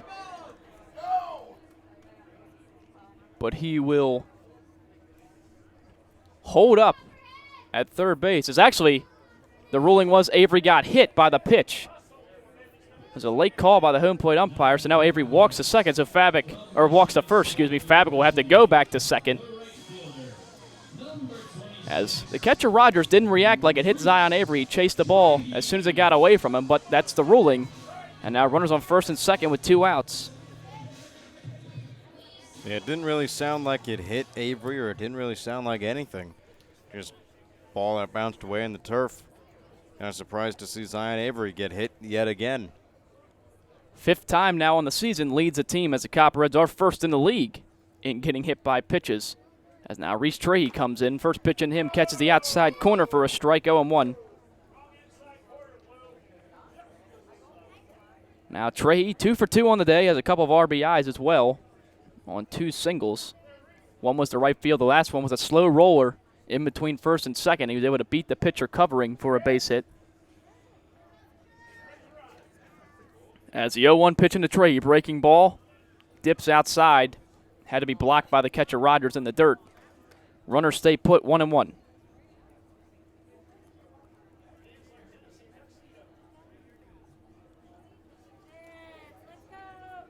It's Copperheads looking to add on to their 4-run lead with 2 away in the bottom of the 4th inning. As Fabic leads off second, Zion Avery off of first.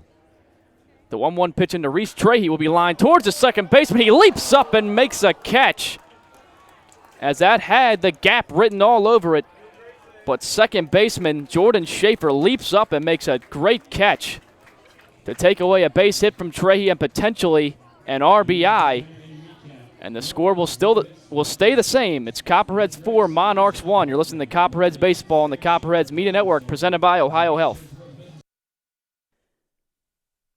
State Farm and agent Shauna Stump are proud supporters of Copperheads Baseball. Visit our West Union Street office or call 593-6882 today to discuss all your insurance and financial service needs. See us celebrating 14 years of service to the Athens community. Like a good neighbor, State Farm is there. Schneider, Fuller & Stroh is one of the premier financial and insurance firms in the region. If you have questions regarding your financial, insurance, or employee benefit package, please call Mark Schneider, Jim Fuller, or Dan Stroh at 740-594-8385 or visit them online at www.schneiderfullerstroh.com. That is SNIDERFULLERSTROH.com. The Cat's Eye Saloon at 12 North Court Street features a great selection of craft beers on tap and in the bottle 365 days a year. The Cat's Eye Saloon is a proud supporter of the Southern Ohio Copperheads and all Ohio University athletics. The Cat's Eye Saloon, your home away from home, open 7 days a week.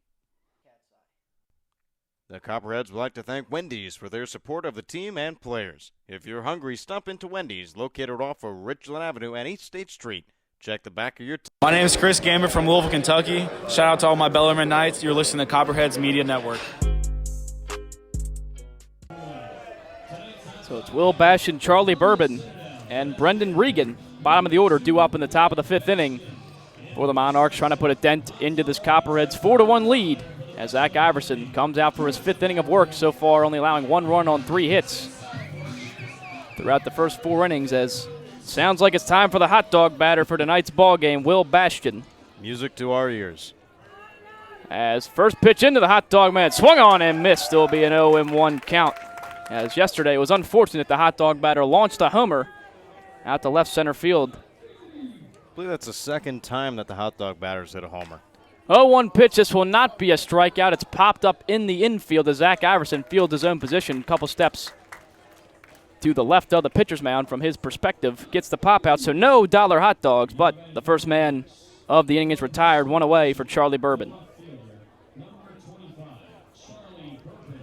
Might not be a strikeout, but keeps the pitch count down low for Zach Iverson. Just gets the pop up. Now Charlie Bourbon struck out looking in his first at-bat, digs in, first pitch into him, misses outside for a ball, 1-0. Bourbon made his first appearance with the team in yesterday's ball game as a late addition to the roster. 1-0 pitch, swung on a miss by Bourbon on the outside corner, 1-1.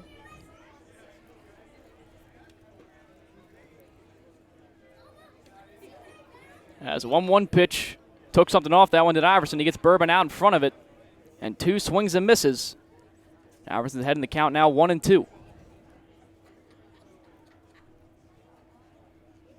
As working fast, Iverson, 1-2 pitch on the inside, chop foul. Jared Hurd comes running out of the dugout with a glove, and he'll make the play in foul ground. It'll be a foul ball. Charlie Bourbon still down in the count, 1-2. As Iverson shakes off one of Combs' signs, now gets one he likes. Here comes a 1-2 pitch, off-speed pitch. Just got a piece, did Bourbon. Fouls it back behind home plate. Now, I wonder if the dugouts have some air conditioning in there. Because then Hurd would be energized. And 1-2 from Iverson. Change-up, swung on a miss by Bourbon. So he gets him to go out of the zone for the strikeout. As Iverson now has 6 on the outing, 2 away in the 5th. All I'm saying is Jared Hurd popped out of the dugout with a lot of energy. It's shady down there. They're fine. It is. Yeah. But even it's hot up here in the press box. First pitch in to Brendan Regan. Misses outside. He squared the bunt. That's how he reached base safely and came around to score in his first at-bat. Bunt single. Then was driven in by Jordan Schaefer on a double. His 1-0 pitch, squares the bunt again, pulls it back, but this one is called a strike on the outside corner, 1-1. You're right, though. It is a little hot in the press box today. Well, even though we do have some AC. As another bunt from Regan. This one will go foul. Scott Combs will touch it up the third baseline. Gets a pat from Ben Rushing. And it'll be a 1-2 count. I don't think the AC extends into our little box here. I think just the hallway outside has some air conditioning. And, of course, with the 2 giant windows open, we can't retain any air conditioning in here. Well, it's better than here than the main press box where everybody else sits. I will say that. Absolutely. 1-2 pitch taken, strike 3 called. Zach Iverson punches out his Michigan State teammate to end the top of the 5th inning. 7 strikeouts through 5 innings as the Copperheads still lead it by 3, 4-1. As with a victory, Copperheads would have their 5th consecutive and get above 500 for the first time on the season. You're listening to Copperheads Baseball on the Copperheads Media Network, presented by Ohio Health. Ambassador Laundry, your locally owned and operated laundry and dry cleaning business, is a proud sponsor of the Copperheads. Stop by 15 West Stimson for all your laundry and dry cleaning needs. It's a grand slam when you shop locally. Look for the Athens Area Chamber of Commerce logo and be sure to support the businesses that support the Athens Sandlot, our very own Copperheads, and our community. Love Athens. Keep it local, because together we make a difference. The fun is just beginning in Athens, Ohio. Outdoor concerts and festivals, rails and trails, a 30-mile meal, and the funky vibe of uptown Athens and Court Street, Ohio's most eccentric half-mile. The best road trip starts at AthensOhio.com, the region's most comprehensive site for maps, shopping, and dining directories, and events calendar. Visit AthensOhio.com and start planning your next adventure.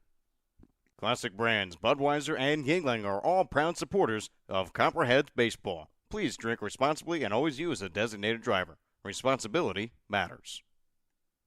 Donato's is the exclusive pizza provider of the Southern Ohio Copperhead. I'm Sam Worsing. I'm from Wright State. I'm listening to the Copperheads Media Network. It'll be Daniel Cruz, Ben Rushing, and Tanner Glass. All due up as the Copperheads look to add on to the 4-1 lead as they plated 3 runs in the bottom of the first and another one in the bottom of the second. Monarchs got one back in the top of the third, but that's how we stand. 4-1 score.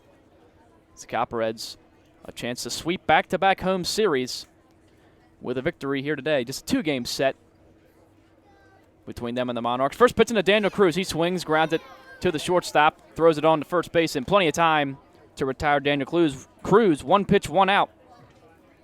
In the bottom of the fifth, Ben Rushing now digs in.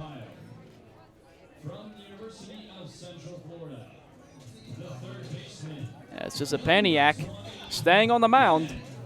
Despite getting touched up early, has settled in these past couple innings, not allowing a run in the third and fourth.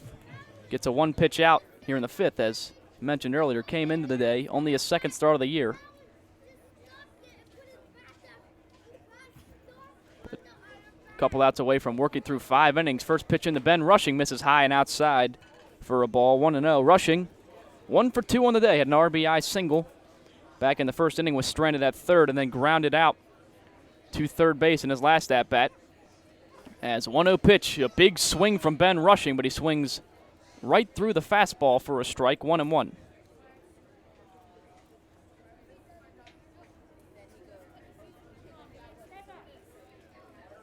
Rushing looked to do some damage with that swing. Have to regroup. Here comes a 1-1 pitch. Inside, breaks the bat, loops it out towards right field, and it will fall in for a base hit. So it ran in on the fist, but he got just enough to get it over the outstretched glove of the second baseman, Schaefer. And he'll have his second base hit of the day. And a one-out base runner now for Tanner Glass.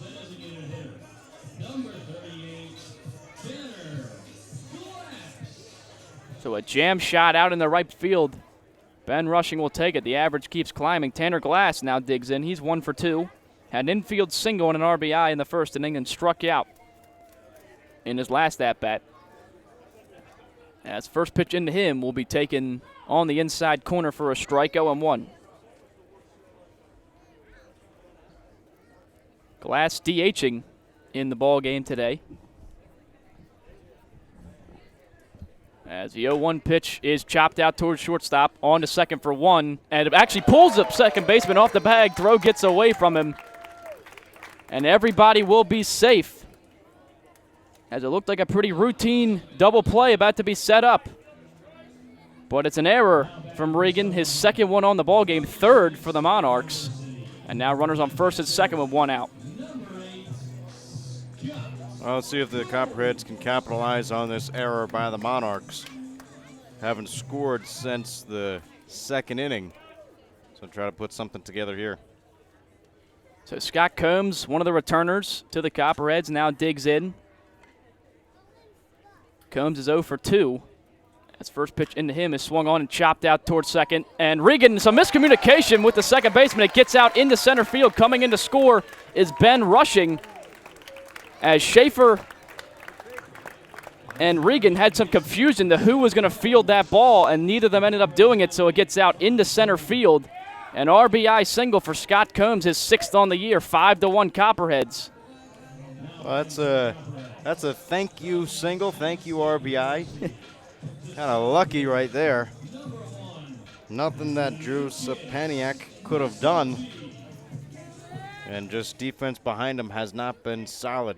As the last 2 balls looked like they could have been turned for double plays perhaps, but Regan overthrows the flip on the first one, and then nobody fields the second one, and it gets out up the middle for a single for Combs, as he has now had an RBI in his last 3 ball games played.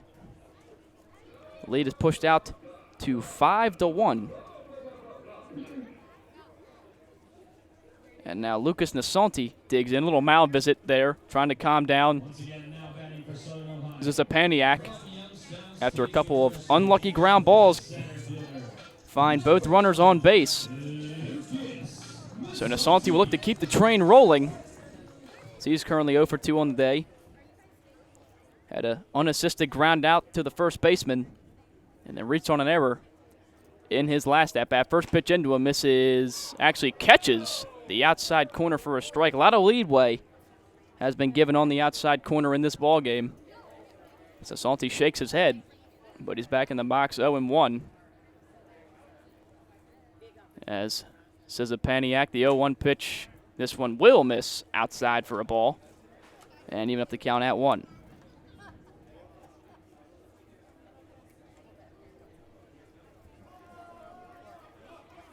So leading off second, Tanner Glass. Scott Combs off first. The 1-1 pitch into Nassanti is lined out into right center field, and that will fall in for a base hit. Tanner Glass being sent home. Scott Combs heading for third base. It's bobbled by the center fielder. Nassanti going to try to take second. He is out at second base. Coming in to score is Tanner Glass. Now Scott Combs breaks for the plate. He will be safe. So heads up base running from Combs, realizing the ball coming into second base. He breaks for the plate. So Nassanti will get an RBI on a single. He's thrown out at second. There'll be 2 outs in the inning. But 2 runs come in to score on the live drive into center field. And it's a 7-1 Copperheads lead. Well, again, heads up base running from Scott Combs. He realized that there are people blocking the view of the shortstop, Reagan. So there was virtually no chance that Reagan would have seen Scott Combs coming home unless somebody told him. By the time that ball got to home plate, it was already too late. It turns over to the top of the order. Cesaro takes first pitch for a ball, 1-0. So Combs comes in all the way from first on that play. Nassanti will get 1 RBI. Cesaro now lines that one out into right field, but unfortunately for him, right at the right fielder, Burnett. And he will make the catch, but the Copperheads keep on padding on to the lead. They add 3 more in the bottom of the 5th. And they're now holding on to a 7-1 lead as Zach Iverson will return for his 6th inning of work when we return on the Copperheads Media Network, presented by Ohio Health. Don't forget to stop by Kona Ice behind the press box on the third base side, locally owned and operated by Rich Hayes of Athens. They offer tropical shaved ice in an assortment of flavors, and be sure to ask about their fundraising opportunities. Rocky Brand is so much more than you think. Rocky Brand is a global leader in the footwear and apparel market with over 1,500 distributors of Rocky, Georgia Boot, and Durango brands nationwide. Rocky Brand designs, develops, and markets hard-working boots, outdoor footwear, and apparel designed for every pursuit and fashionable women, footwear that invites you to live a little on the edge. And they do it all right here in Southeast Ohio. To see the whole Rocky Brand story, go to rockybrands.com. State Farm and Agent Shauna Stump are proud supporters of Copperhead Baseball. Visit our West Union Street office or call 593-6882 today to discuss all your insurance and financial services needs. She's celebrating 14 years of service in the Athens community. Like a good neighbor, State Farm is there. Snyder Fuller & Stroh is one of the premier financial and insurance firms in the region. If you have questions regarding your financial, insurance, or employee benefit package, please call Mark Snyder, Jim Fuller, or Dan Stroh at 740. My name is Jake Hansen. I'm from Olney Central College. Go Knights, and this is your Copperheads Media Network. Top of the order, due up Schaefer, On, and Smith as they try to wake up the bats a little bit and score some runs here for the Monarchs. As Zach Iverson has cruised through 5 innings, only give up 3 hits and 1 run. As well as punching out 7. As the first pitch into Jordan Schaefer's lined out into left center field. Nassanti will track it down, though, on the run and make the catch. 1 pitch, 1 away. Jordan Schaefer retired. Now Peter On digs in. Just a big out from Jordan Schaefer. Was reached base with a hit by pitch and doubled in, the only run for the Monarchs today. So he's a big out to get for Iverson. Job well done. One of the few guys that actually has a base hit in this ball game. For the Monarchs, as the first pitch now into Peter On is lined out into shallow center field, coming to Nassanti. He will not be able to get there. It falls in front of him. He fields it on a hop. Throw it into Daniel Carews at short. So that's the second hit on the day for Peter On. And there's now a base runner on with 1 away. And now Mitchell Smith, the third baseman 3-hitter, will dig in. Smith grounded into a double play and struck out in his 2 ABs in this ball game. As first pitch into him is swung out, lined out into center field. Nassanti has it lined up, backs up a couple steps, makes the catch. So Lucas Nassanti is the hot target here in this inning. 2 fly balls out to him and a single dropped right in front of him, but 2 outs and a runner on first. Well, it's a good thing he's in shape because he had to run into left center field, run into right center field. He was running to second base to try and get the base, but then came off. Was tagged out, but a lot of running from him. Getting his cardio in today. And there's only been 3 pitches in the inning so far for Iverson. Someone on the Monarchs to finally take a pitch. Gavin Doyle. That pitch misses low, 1-0. And apparently we have another hot dog hitter all of a sudden. Gavin Doyle pegged as another one. So if he strikes out, it'll be dollar hot dogs again. 1-0 pitch misses low for a ball, 2-0. I'm sure the crowd is happy about that. I feel like it's either been a homer or a strikeout from the hot dog batter every time this year.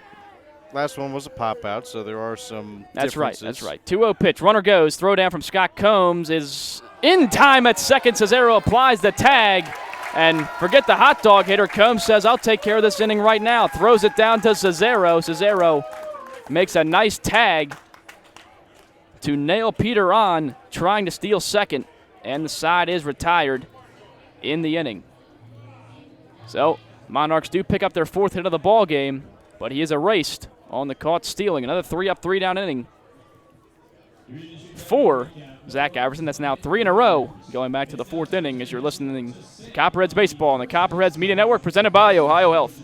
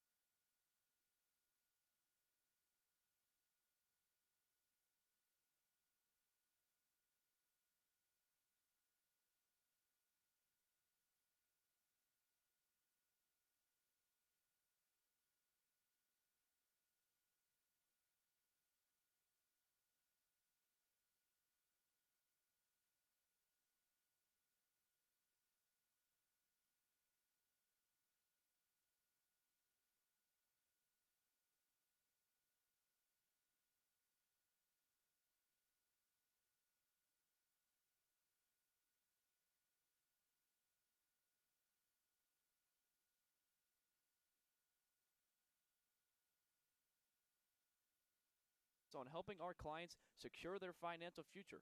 What's your plan? Give us a call at 594. Hi, this is Thomas Cesaro from Lee University, and you're listening to Copperheads on the Copperheads Media Network. New pitcher taking the mound for the Monarchs in this one, as that will close the books on Cesanipiak on the day.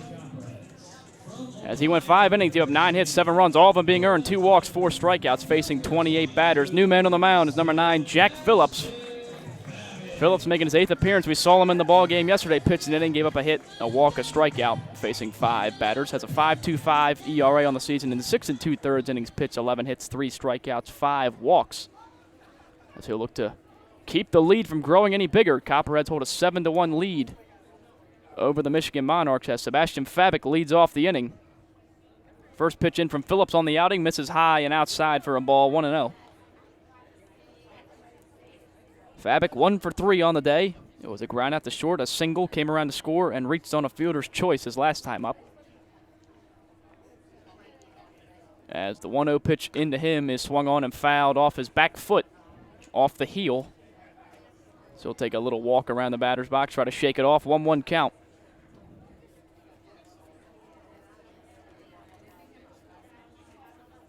As Fabic trying to get the feeling back in his foot, taps it on the ground a couple times. He's ready to get back in the box.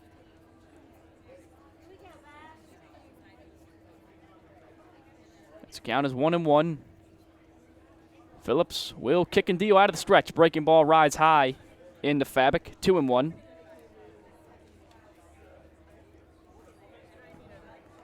Jack Phillips out of Fishers, Indiana, goes to Northern Illinois University. 6'4" righty. As a 2-1 pitch into Fabic will miss just a tad low for a ball, 3-1. Fabic will look to get a pitch to drive here way up in the count to lead off the bottom of the 6th inning. It's the 7-1 lead for the Copperheads, looking for their 5th consecutive victory. As a 3-1 pitch into Fabic will miss low for ball 4. He walked him. Fabic will throw his arm guard down, take the trot over the first with a leadoff walk. And Zion Avery will now dig in. Now batting for the Copperheads from Ohio University, the first baseman, number 3. So Zion Avery, 1 for 1. Had a double. First hit of the ball game back in the first, came around to score, has also walked and was hit by a pitch for a team leading and probably league leading 5th time in his last at-bat. As he's had a knack for getting hit by the ball this season. Yeah, for some reason, just pitchers have not liked Zion Avery, and he's given a reason to not like him now, as he just keeps on getting hit after hit. First pitch into Zion, catches the inside corner for a strike, 0-1. As we've mentioned, a big turnaround for Avery, was batting as low as 207, but in this past week has jumped all the way up to 302, has added several extra base hits, including 2 homers a couple nights ago in the same game. 1-0 pitch misses up high for a ball, 1-1.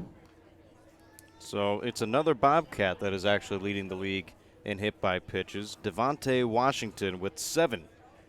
So Zion behind by 2. Washington with the Galleon Graders, as the Copperheads will see them a little bit shortly. 1-1 pitch, a little nubber off the inside of the bat, but it will fall in the shallow right center field. Fabic will take the turn and head towards third. The throw is in time to retire Fabic at third. Fabic doesn't think so. Austin Dunphy is coming out to argue. Fabic thought he avoided the tag. A strong throw from the right fielder Burnett, and the tag by Mitchell Smith. As Dunphy still pleading his case. And home plate umpire doesn't want to hear it. He turns back and walks away from Dunphy. Coach Dunphy still has a few words for him. So it'll be a single for Avery, but Fabic, trying to get all the way to third base, is thrown out on a 9-5 putout. And there's 1 out and a runner on first base. Well, that was just a close call that didn't go the way for the Copperheads. Fabic appeared to be safe on third. It was all the way on the bag before the tag was applied, but that did not seem to matter. Now Reese Trahey comes in. First pitch into him, misses high and outside for a ball, 1-0.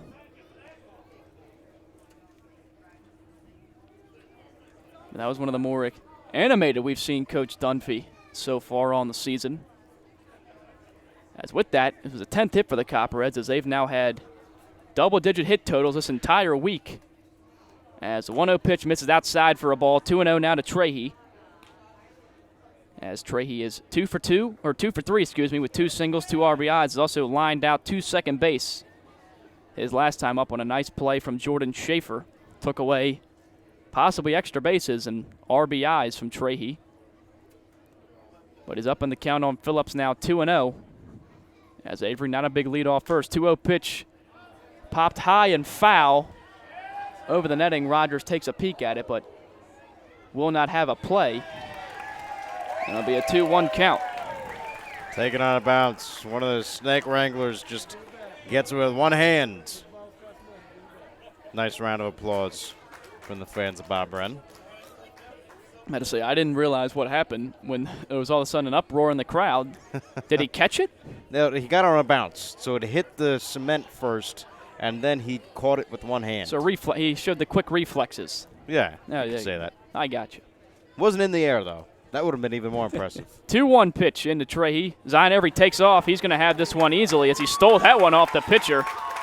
Was already halfway down to second before he even let the ball go. Pitch misses outside, 3-1 to Trahey. Stolen base for Zion Avery. Avery is deceptively fast. I was just about to say the same thing. Yeah, when he was stealing bases earlier into the season. For Zion, that was stolen base number 4. He's 4 for 5 on the year. Deceptively quick is this term I would use. 3-1 pitch. This one will be fouled down the left field foul line while to play down towards the bullpen. Full count now to Trahey. Deceptively fast. That's what we're going with. I mean, we could go with either one. Deceptively fast, quick. And we can break out the whole thesaurus if you want to. Nonetheless, Avery steals the bag. Now is 4th on the year. As full count now into Trahey. As with a base hit, could pick up his 3rd RBI on the ball game. Here comes a pitch in from Zach Phillips. Trahey reaches out and pokes it out towards the second baseman Regan. He fields it on the hop throw on the first in time to get Reese Trahey by a step. Zion Avery will move up to third base, but 2 outs now in the inning. Now batting for the Copperheads from Marshall University. So Regan's had his struggles in the ball game, but made a good, strong throw on the run on that play. And now Daniel Cruz, yesterday's Dan Inman player of the game, comes up to hit. 0 for 2 on the day, walked and came around to score in the first. Has flown out to right field and grounded out to short so far in the ball game. But a run just 90 feet away from scoring. Copperheads lead at 7-1 in the bottom of the 6th, 2 away. First pitch into Daniel Cruz from Jack Phillips, misses up high for a ball, 1-0.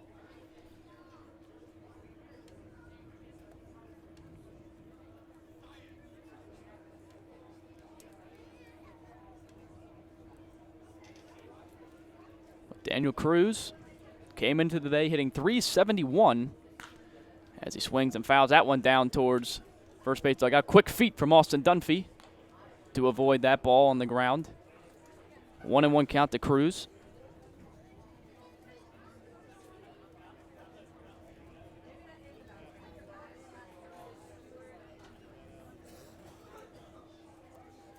As Phillips comes set, Avery leading off third. 1-1 pitch, breaking ball, catches the inside corner. For a strike, Cruz now down in the count, 1-2. Cruz has got a battle here in this bat, even though you do have a 6-run lead. Got to keep on going, tack on even more. Cruz currently with 12 RBIs on the season. As 1-2 pitch in from him is lined down the first base line, but hooks just foul as Cruz tried to sneak that one the other way down the line. But it bends to the right of the first base foul line. And he'll get another pitch at 1-2. But Cruz has had RBIs in the last 4 games he's played in, and multiple RBIs in 3 of those 4 games. As 1-2 pitch to Cruz is popped foul up over top the press box, possibly off the roof of the press box. I can verify that. I saw it bounce off the roof. It went on the roof, and the roof is slanted, so it went all the way back behind the press box at Bob Wren.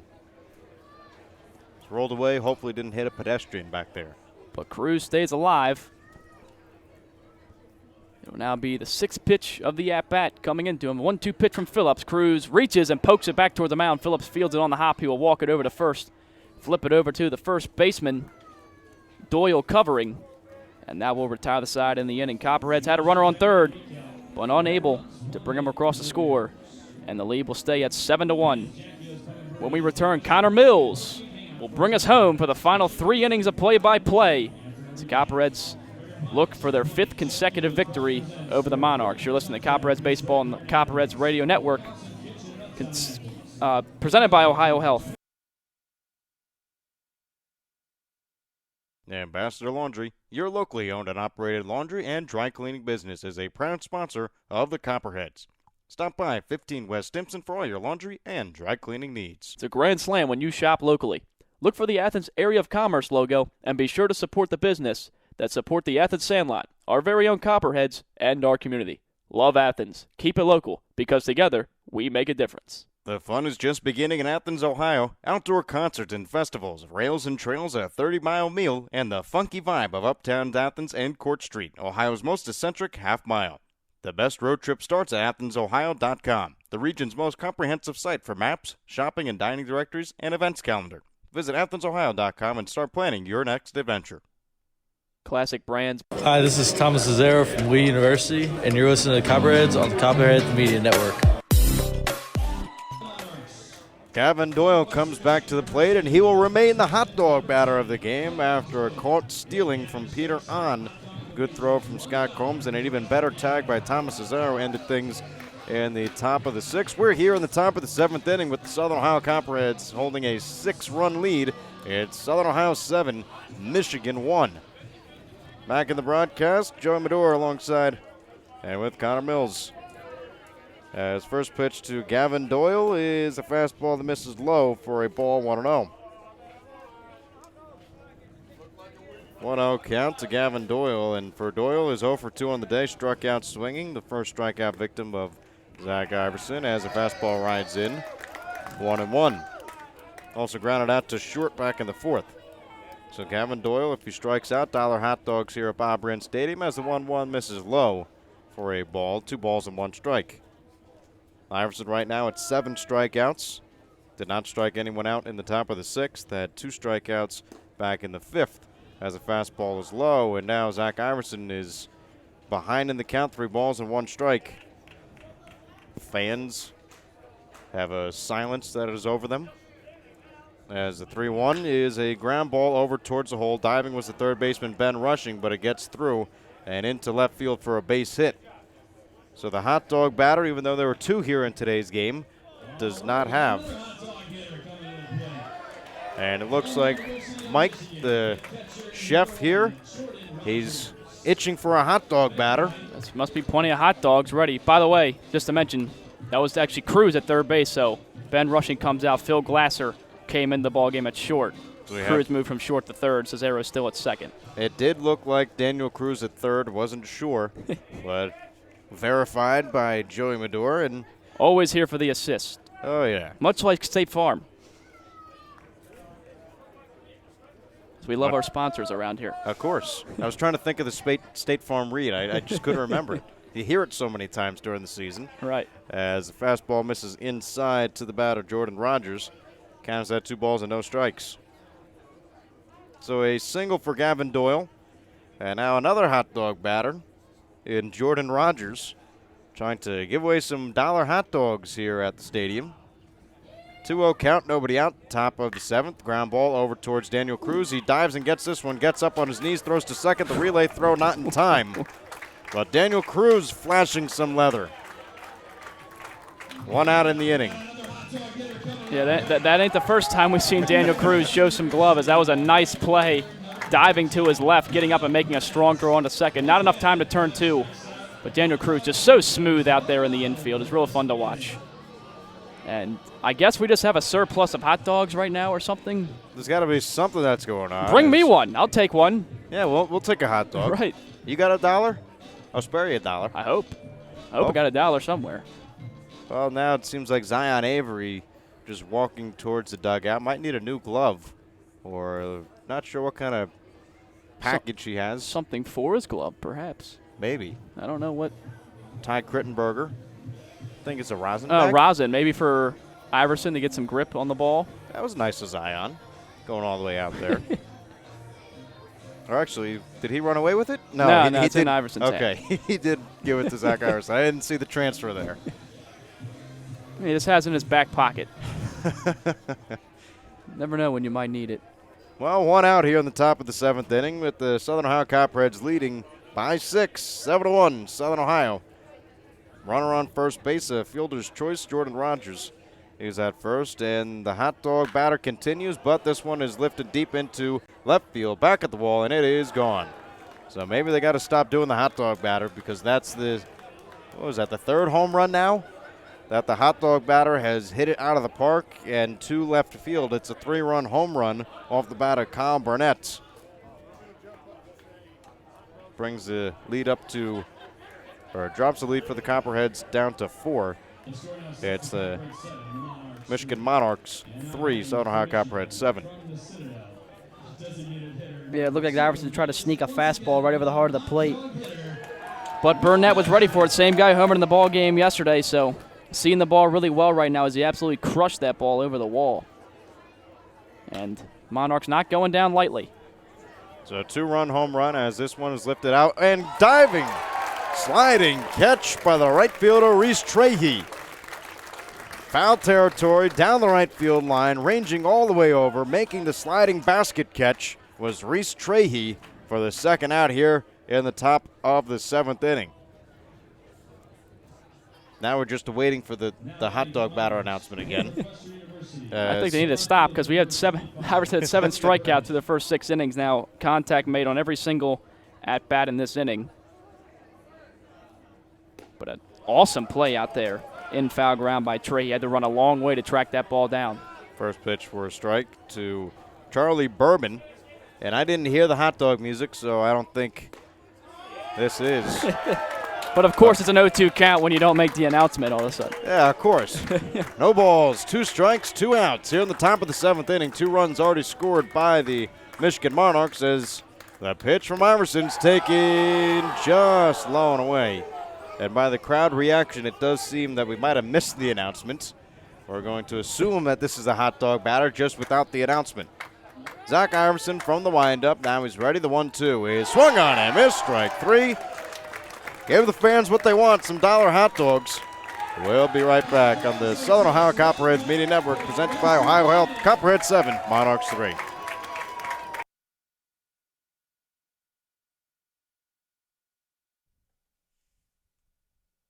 Don't forget to stop by Kona Ice behind the press box on the third base side. Locally owned and operated by Rich Hayes of Athens. They offer tropical shaved ice in an assortment of flavors. And be sure to ask about their fundraising opportunities. Rocky Brands is much more than you think. Rocky Brands is a global leader in the footwear and apparel market with over 1,500 distributors of Rocky, Georgia Boot, and Durango brands nationwide.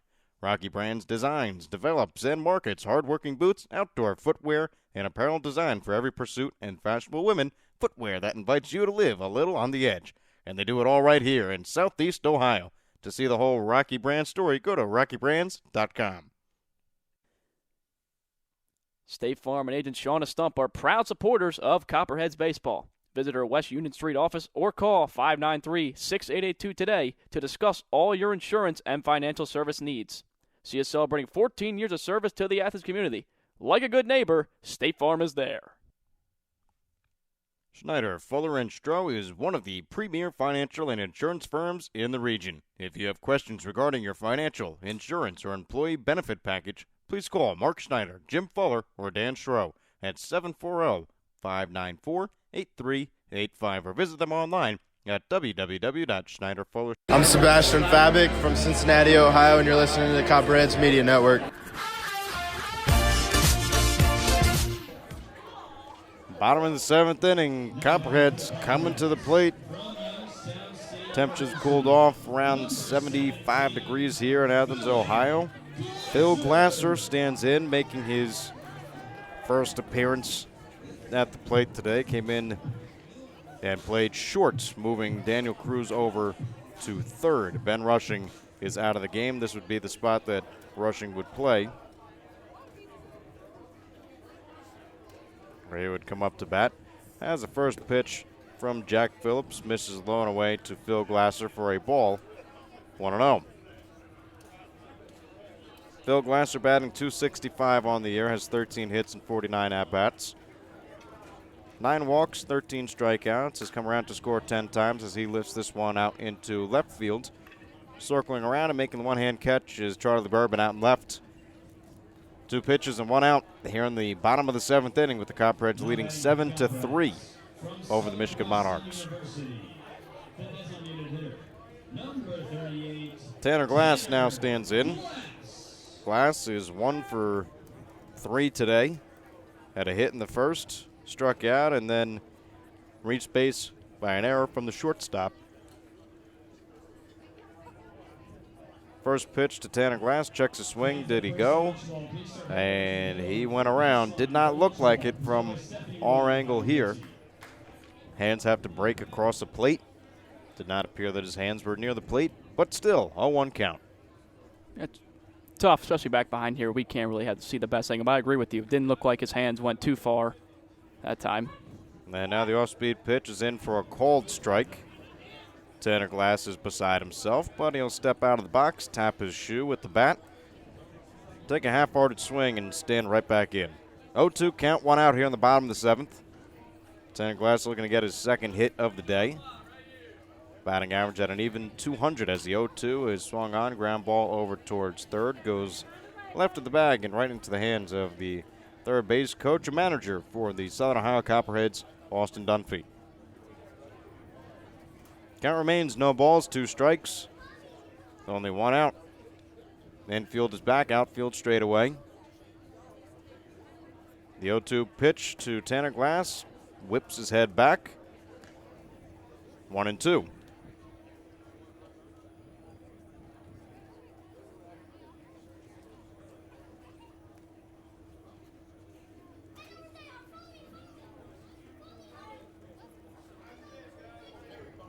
Stepping off the mound, Jack Phillips recuperates. We'll look into his catcher, Rogers. He's got his pitch, and he's ready. The 1-2 to Tanner Glass is taken low and inside for a ball, 2-2. It's a real good take there from Glass. It was a breaking ball, started in the low part of the strike zone and broke down. But Glass able to read it early and take it for a ball. Evens up the count at 2. Phillips from the stretch. The 2-2 to Tanner Glass is over his head. A jumping catch by the catcher, Rogers. It'll be a walk for Tanner Glass. Ball 4. Second walk allowed by Jack Phillips. Well, it actually looks like Glass is coming back, as I had 2-2 before that last pitch.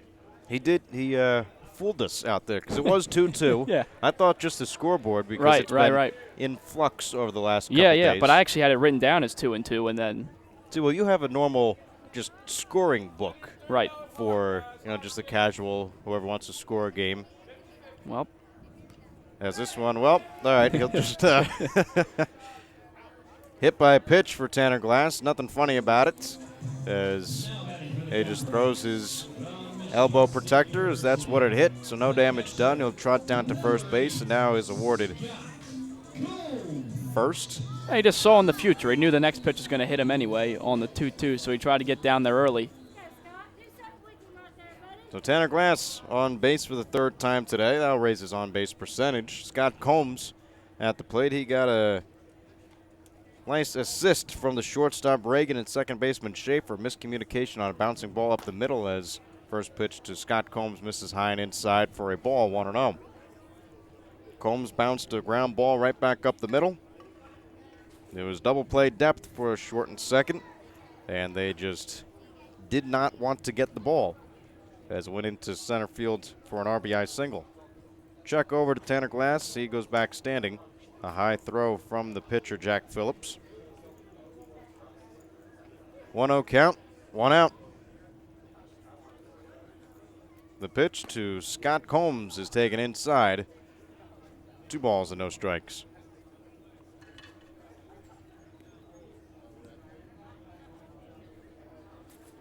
So 2-0 to Scott Combs, who struck out in the first. Had a ground out to third as he swings and loses his bat. This one goes flying right at Austin Dunphy at third. He won't try to make a catch on it, so he'll be all right. Just kind of backs away from the flying bats. Combs immediately looks down at the gloves. Of course, I couldn't just let that bat go. It had to be something wrong there, but looks like he's going to take the batting gloves off now. Well, it looks like he's got some kind of gloves on, Put right? him back on. Now he's putting rosin on the bat. Okay. Or pine tar, excuse me. So he switched his gloves. Yeah, it looked like he definitely took one off. And so add the rosin, or add the pine tar. Pine tar, right. Right. Add the pine tar. Switch up one glove. And he's ready to go now. And he's ready to go. Right. 2-1 count, 1 out. Here in the bottom of the 7th inning, Copperheads 7, Michigan Monarchs 3. 7 runs on 10 hits, 1 error for the Southern Ohio Copperheads, and 3 runs, 6 hits, and 3 errors for the Michigan Monarchs.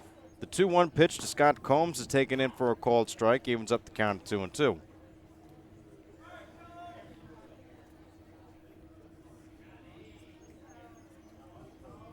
Count even at 2 with a runner on first base here in the bottom of the 7th inning. Tanner Glass was hit by a pitch.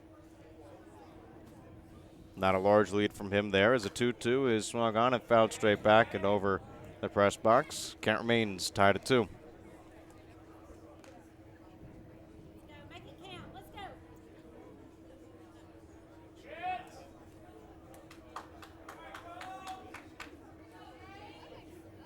Scott Combs looking to get his second hit of the day.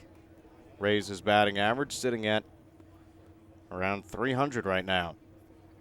As the 2-2 is swung on, line drive deep out into left field, back at the warning track, back at the wall. It is off the glove of the left fielder, Charlie Bourbon.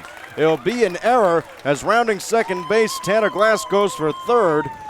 It's a standing double, assisted by an error out in left field. But standing on second base will be Scott Combs. Just got under the ball, missing the home run. But Scott Combs will get on base yet again. Yeah, well, hit that ball a long way, did Combs, all the way out to the track, to the back of the wall towards that Ohio Health sign. But Bourbon did have it lined up and did have a glove on it. Should have made the catch out there. He drops it. It's fourth error now for the Monarchs. Looks pretty similar to the ball game yesterday. A lot of errors being made as Copperheads have been able to make him pay for it throughout the series. Well, a long fly ball. Should have been caught. It was not. Scott Combs is on second. He looked up to the press box. He wanted to hit for it when he saw the official ruling, but I mean, I don't know about that one, Scott. He'd think he should have had that one. I mean, anytime the ball hits the glove. And he wasn't diving or anything. Correct, so. Yeah. So it's a tough predicament for Scott Combs. Even though he wanted the hit, he'll just have to settle for the double on an error. The on base will go up, though. Oh, absolutely. That's good. Got to find the silver lining. That's a stat that really matters these days anyway. On base percentage. How many times can you get on base? Exactly. Infield has been brought in for Lucas Nasanti as there's one out here in the bottom of the seventh inning. The first pitch to Nasanti is swinging and flying it out down the line and right. The catch will not be made as the ball lands in foul territory. Tried to be a basket catch. Sliding on the feet, did not get there in time, was the right fielder Burnett. Probably smart to pull up there. Smart decision there from Burnett, as if he made that diving catch out there, Tanner Glass for sure would have scored because he would have to get all the way up and somehow fire a dart all the way home to get Glass out. So probably smart that he kind of pulled up there at the end. Well, just one of the smart things also from Tanner Glass. Glass went about halfway and charged around second base on the dropped in the outfield by the left fielder Bourbon. He could have easily just hung on over at first base, but aggressive base running puts runners in scoring position here in the bottom of the seventh inning as a 1-1 count to Lucas Nasanti. Tanner Glass sees at third. Scott Combs, man on second base. Nasanti at the plate, infield drawn in. The 1-1 is a fly ball straight back over the press box, and this one will land foul. Count is at 1-2.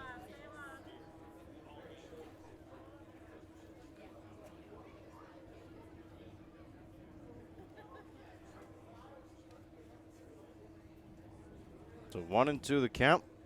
One out, two runners in scoring position here in the bottom of the seventh inning. Lucas Nasanti looking to get another base hit as this one is off the catcher. Fouled off the catcher. Fouled off the catcher.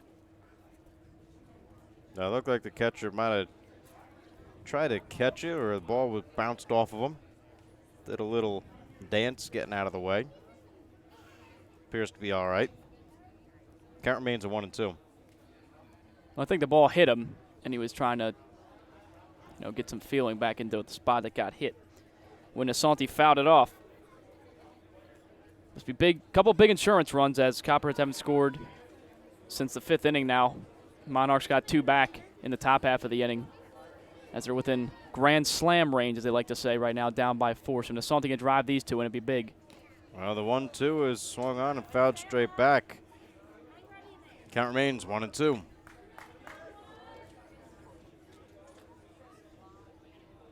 Over at third, Tanner Glass, second base, Scott Combs, Lucas Nasanti, who grounded out to first. Had a error, reached by an error.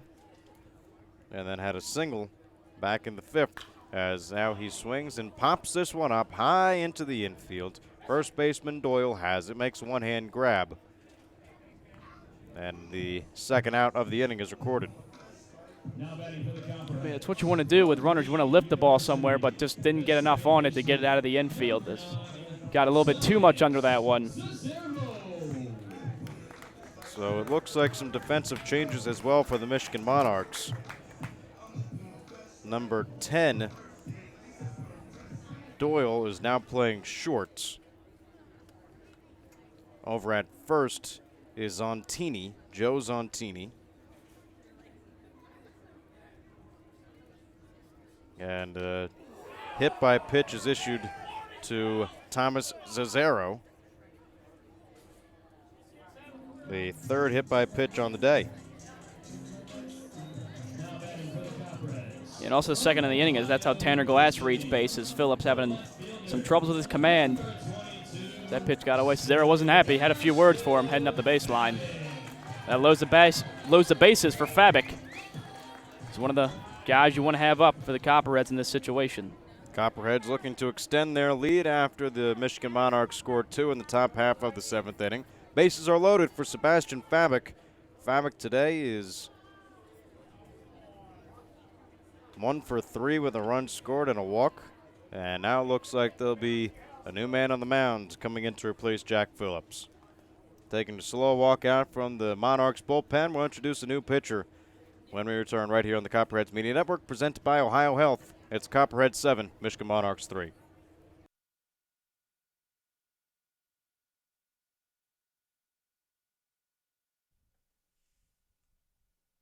Don't forget to stop by Kona Ice behind the press box on the third base side. Locally owned and operated by Rich Hayes of Athens. They offer tropical shaved ice in an assortment of flavors. And be sure to ask about their fundraising opportunities. Rocky Brands is much more than you think. Rocky Brands is a global leader in the footwear and apparel market with over 1,500 distributors of Rocky, Georgia Boot, and Durango brands nationwide. Rocky Brands designs, develops, and markets hard-working boots, outdoor footwear, and apparel designed for every pursuit, and fashionable women footwear that invites you to live a little on the edge. And they do it all right here in Southeast Ohio. To see the whole Rocky Brands story, go to rockybrands.com. State Farm and agent Shauna Stump are proud supporters of Copperheads Baseball. Visit our West Union Street office or call 593-6882 today to discuss all your insurance and financial service needs. She is celebrating 14 years of service to the Athens community. Like a good neighbor, State Farm is there. Schneider, Fuller & Stroh is one of the premier financial and insurance firms in the region. If you have questions regarding your financial, insurance, or employee benefit package, please call Mark Schneider, Jim Fuller, or Dan Stroh at 740-594-8385 or visit them online at www.schneiderfullerstroh.com. That is SNIDERFULLERSTROH.com. This is Austin Dunphy, the manager with the Southern Ohio Copperheads, and you're listening to the Copperheads Media Network. Copperheads threatening here in the bottom of the 7th inning. Bases are loaded for Sebastian Fabic. Zazzaro's on first, Tanner Glass at third, and on second base is Scott Combs. Fabic today 1 for 3, and he'll have a new man on the mound in Evan Tenuta. Evan Tenuta with a 4.84 ERA, his 6th appearance of the season, does have a save.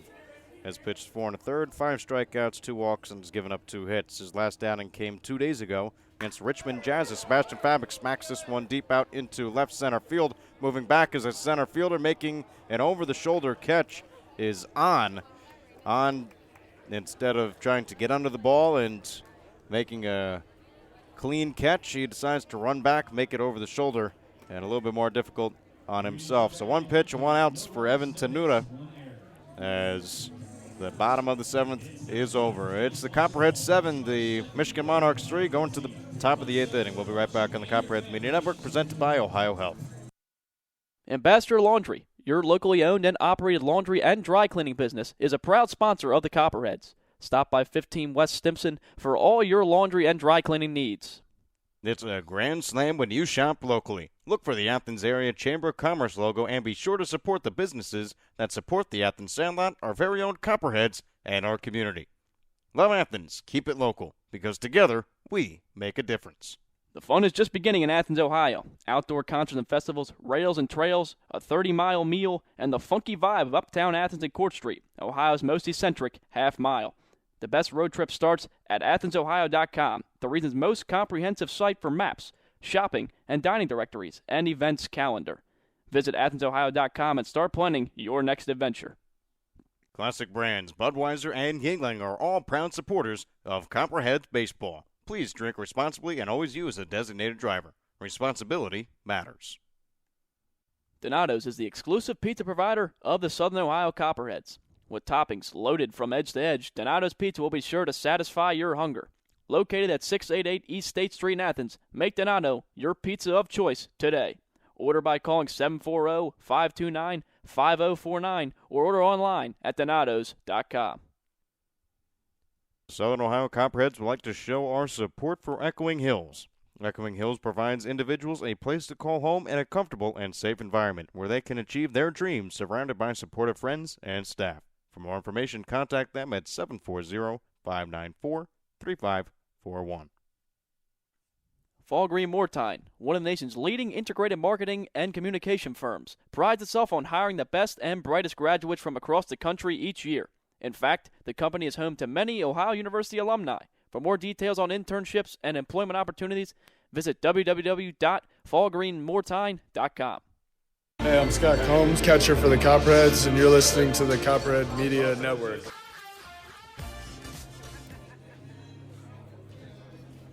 Copperheads changing their pitcher here in the top of the 8th inning.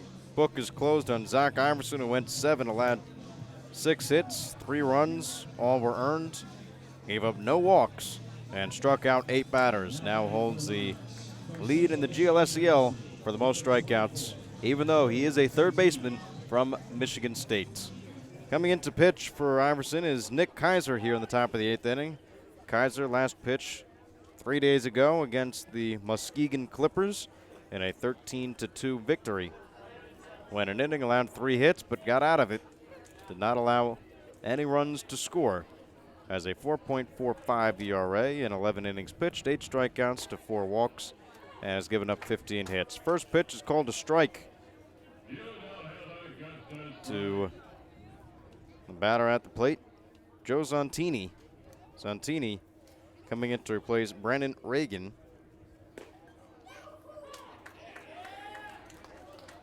As the count goes to 0-2. Talk about Kaiser. He's really a pitch-to-contact kind of guy. Doesn't strike out too many guys. But it's been effective in his last couple outings after getting rocked around a little bit early on in the season. Swing and a chopping, bouncing ball over towards short. Glasser has it to throw on the run in time for the first out here on the top of the 8th inning. So nice play by Phil Glasser, making the running play, and lineup turns over to Jordan Schaefer.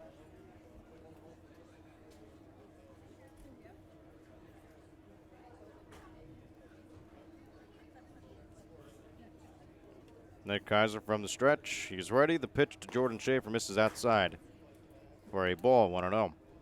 Schaefer today was hit by a pitch, came around to third base, did not score. Got an RBI double in the third and flew out to center field his last time up. The 1-0 pitch is swung on and fouled straight back. Count is even at 1-1.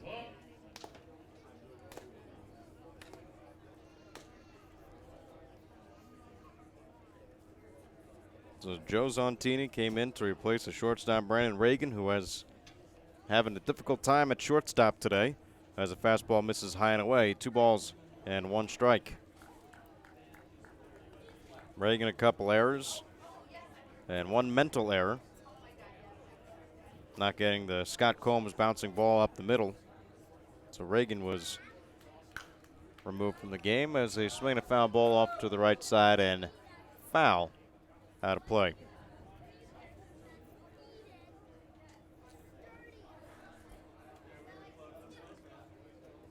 Well, Jordan Schaefer has worked himself a 2-2 count with 1 out here in the top of the 8th inning. Kaiser looking to go 1-2-3. Send it to the top of the ninth. There's a hot shot off the bat through the glove of a diving Phil Glasser. It goes into center field. Glasser, the ball went underneath his glove. He was just a bit too high. And it's a single for Jordan Schaefer, his second hit of the day. There's a nice effort there from Glasser. That ball was hit pretty hard by Schaefer up the middle. He's been hitting the ball real well today. But Glasser thought for a second he was going to reach out and knock that ball down, but just squirts under the glove, as you mentioned, for a base hit.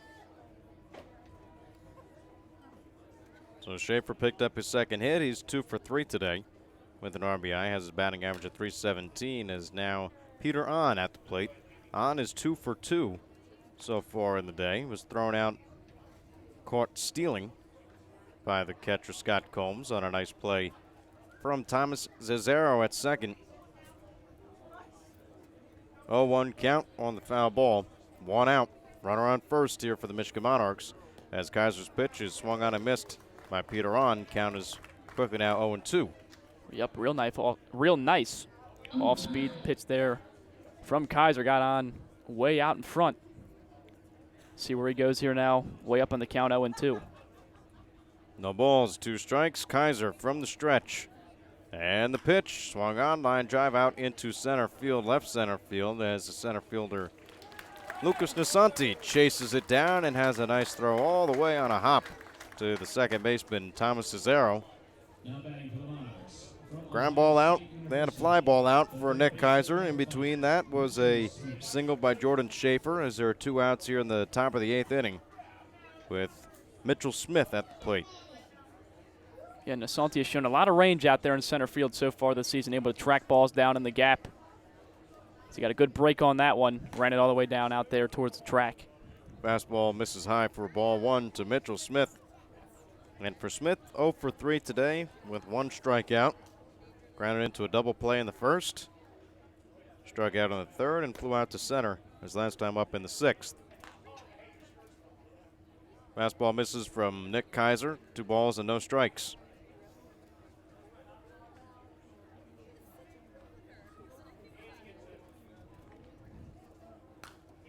Playing the foul ball off towards the right side, out of play. For Kaiser out of Riverina, Ohio, and Shawnee State University. Batters coming into the day, we're batting .341 off of him. He has been working that ERA down as a off-speed pitch misses inside, 3-1.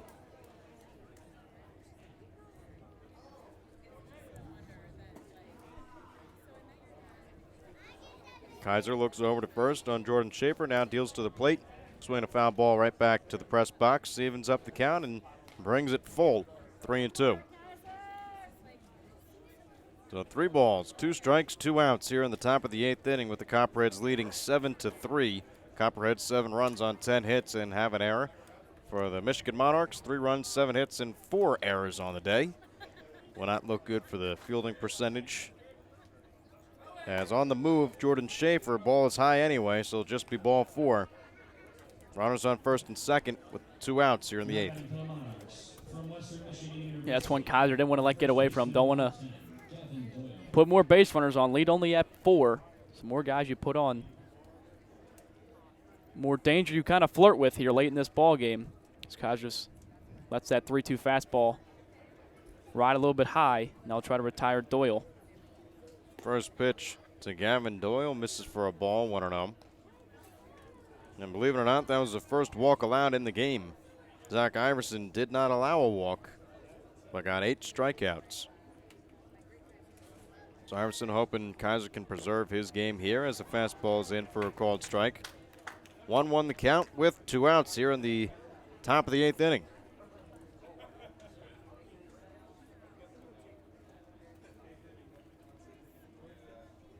Schaefer on second. The pitch from Nick Kaiser. Curveball misses high. 2 balls and 1 strike.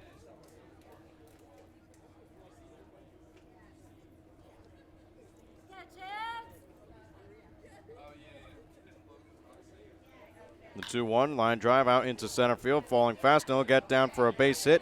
Maybe an RBI. The throw from Lucas Nasanti is a little up the first base line, so it will be an RBI. And a save opportunity for Nick Kaiser. As it's 3 runs now. 2 runs in the top of the 7th inning, 1 run in the top of the 8th. It's the Copperheads 7, Michigan Monarchs 4. Yeah, as you see Coach Dunphy kind of motioning it down in the bullpen. It looks like Braxton Kelly is getting warmed up down there. That's perhaps a 4-out save, honestly. An opportunity for Kelly. Now a visit with all the infielders. Kaiser just trying to settle down. He's got 2 outs, still protecting a 3-run lead. But that was just a nice piece of hitting by Doyle there. Not trying to do too much. Lines it right back up the middle for a base hit. So runners remain at first and second. Jordan Schaefer came in to score on the RBI single from Gavin Doyle. Some late heroics possibly from the Michigan Monarchs.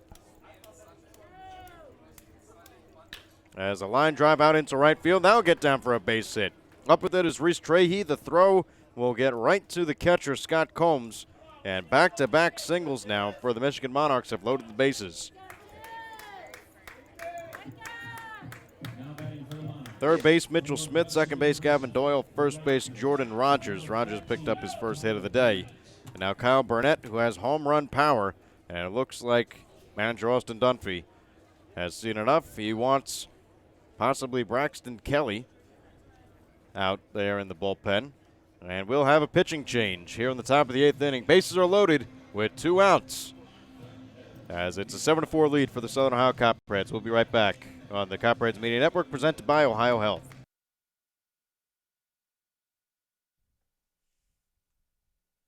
Don't forget to stop by Kona Ice behind the press box on the third base side. Locally owned and operated by Rich Hayes of Athens. They offer tropical shaved ice in an assortment of flavors. And be sure to ask about their fundraising opportunities. Rocky Brands is much more than you think. Rocky Brands is a global leader in the footwear and apparel market with over 1,500 distributors of Rocky, Georgia Boot, and Durango brands nationwide. Rocky Brands designs, develops, and markets hardworking boots, outdoor footwear, and apparel designed for every pursuit and fashionable women footwear that invites you to live a little on the edge. And they do it all right here in Southeast Ohio. To see the whole Rocky Brands story, go to rockybrands.com. State Farm and agent Shauna Stump are proud supporters of Copperheads Baseball. Visit our West Union Street office or call 593-6882 today to discuss all your insurance and financial service needs. See us celebrating 14 years of service to the Athens community. Like a good neighbor, State Farm is there. Schneider, Fuller & Stroh is one of the premier financial and insurance firms in the region. If you have questions regarding your financial, insurance, or employee benefit package, please call Mark Schneider, Jim Fuller, or Dan Stroh at 740-594-8385 or visit them online at www.schneiderfullerstroh.com. That is SNIDERFULLERSTROH.com.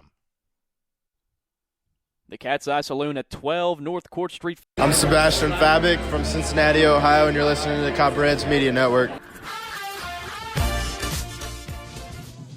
Top of the 8th inning, a little danger here as Nick Kaiser loaded the bases. Kaiser only goes 2/3 of an inning as Braxton Kelly comes in to replace him. Kelly, first pitch to Kyle Burnett, is inside for a ball.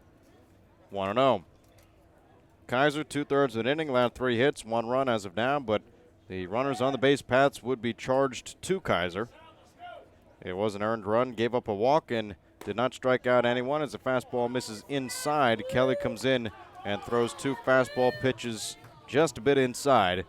2 balls, no strikes, 2 outs here in the top of the 8th. Kyle Burnett had a 2-run home run his last time up. That was in the 7th. As a 2-0 is taken inside for a called strike. 2-1 now. Burnett launched it over the wall, over the Ohio Health and Blenders Hospital sign. Around 340 to 380 down the left field line.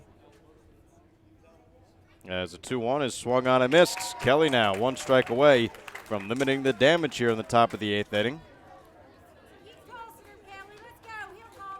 Braxton Kelly, a 1.55 ERA. His 5th appearance is today. Does have a save. Has pitched 9 innings, 10 strikeouts, no walks, and has given up 7 hits. As the 2-2 is swung on and fouled straight back over the press box. Count remains even, tied at 2. Yeah, Kelly actually being a little careful with Burnett as he's homered in the last 2 ball games now. And they both weren't cheapies. He hit him a long way. It's obviously he's a go-ahead run at this point, so don't want to leave something in the middle of the plate. 2 balls, 2 strikes, and the pitch. Fastball taken on the outside corner. Strike 3 called. Braxton Kelly comes in and does a job, limits the damage to only 1 here in the top of the 8th. That's a 3-run lead for the Southern Ohio Copperheads as we go to the bottom half of the 8th inning. We'll be right back on the Copperheads Media Network presented by Ohio Health.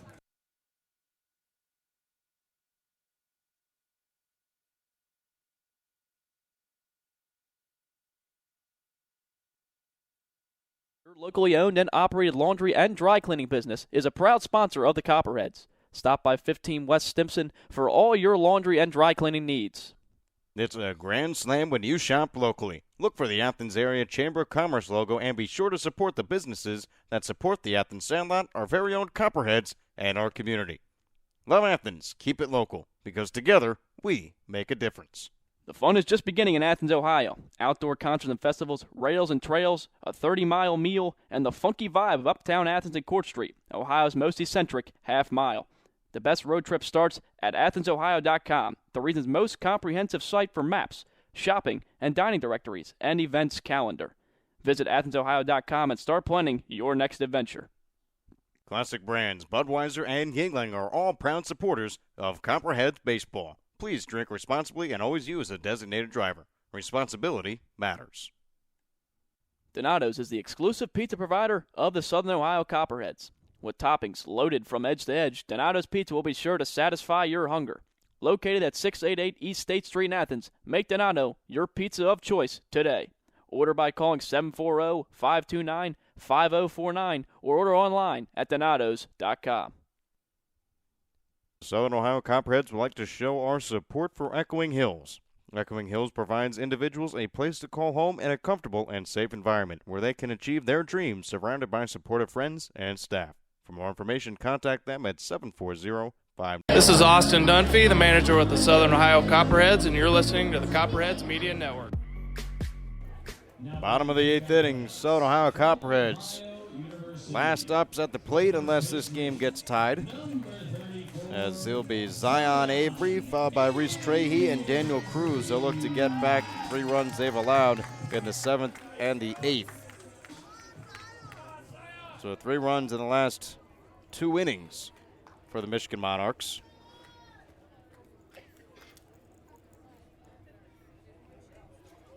As Zion Avery today takes the first pitch in for a ball from the pitcher, Evan Tanoda. Tanoda came in to replace Jack Phillips as Avery watches the ball go by for another ball. 2 balls, no strikes. For Zion today, 2 for 2 with a run scored and a walk. He's pushed his batting average up to now .318. It's been an offensive surge for the Copperheads. Fastball misses low. 3 balls and no strikes. So 3-0.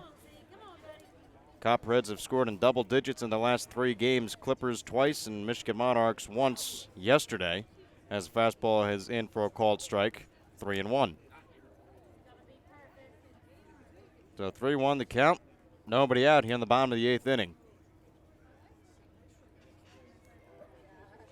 7 runs on 10 hits for the Copperheads as a ground ball over towards the hole. Diving stop by the second baseman Schaefer. He gets up and throws out Zion Avery. It was a large hole on the right side. Schaefer diving there, making the play, getting up, firing out Avery for the first out in the bottom of the 8th. Yeah, real nice show of range by the second baseman Schaefer there as he's had a good game with the bat. And also with the glove, he made a leaping catch earlier in the ball game to take away hit from Trey, who's up now, and then a real nice play diving in the hole, making the throw to finally retire Zion Avery in this one. He's been hot this entire week. Now batting is Reese Trahey takes in the first pitch for a called strike. So Reese Trahey today, 2 hits with an RBI, 2 for 4. He'll step back on the box. Evan Tanutta so far has not allowed a run as the fastball misses outside. Count is even at 1 ball and 1 strike.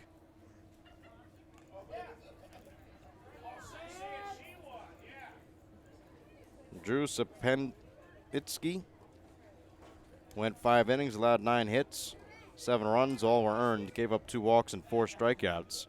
As a 1-1 offering is high, ball 2. So 2 balls and 1 strike now. Jack Phillips then came into the game, went 1 2/3 of an inning, allowed a hit, no runs, allowed a walk, did not strike out a batter, and now Tanutta, 2/3 of an inning through here with 1 out in the bottom of the 8th inning. The 2-1 pitch outside to Reese Trahey. Count is at 3 balls and 1 strike.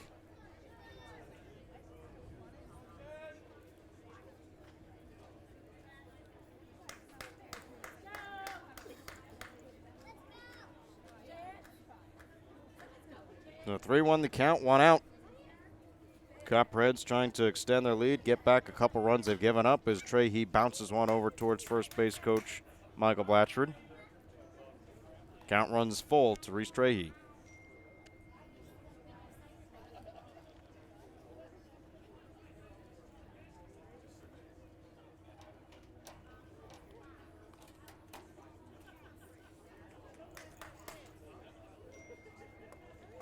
So 3-2 the count, 1 out.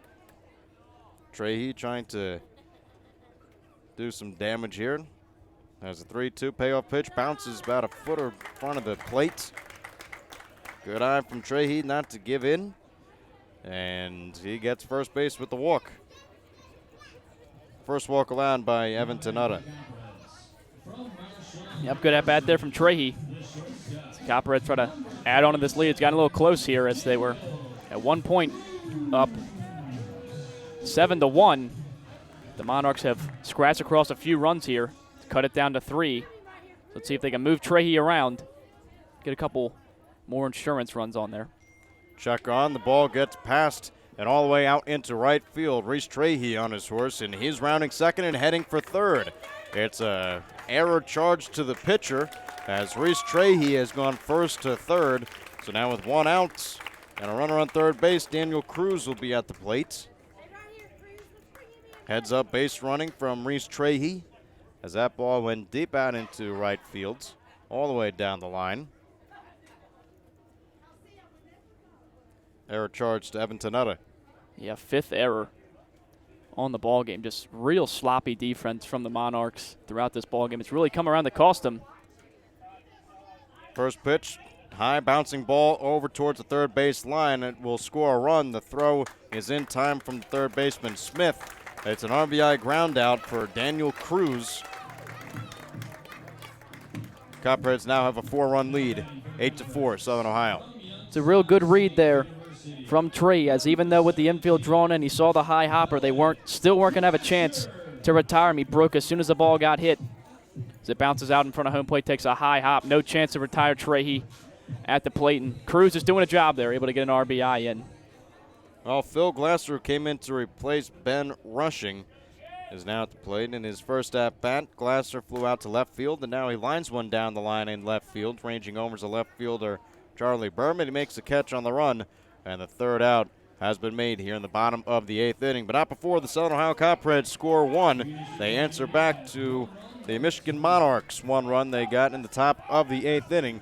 Copperheads will look to get their 5th straight win of the season when we return right here on Copperheads Media Network, presented by Ohio Health.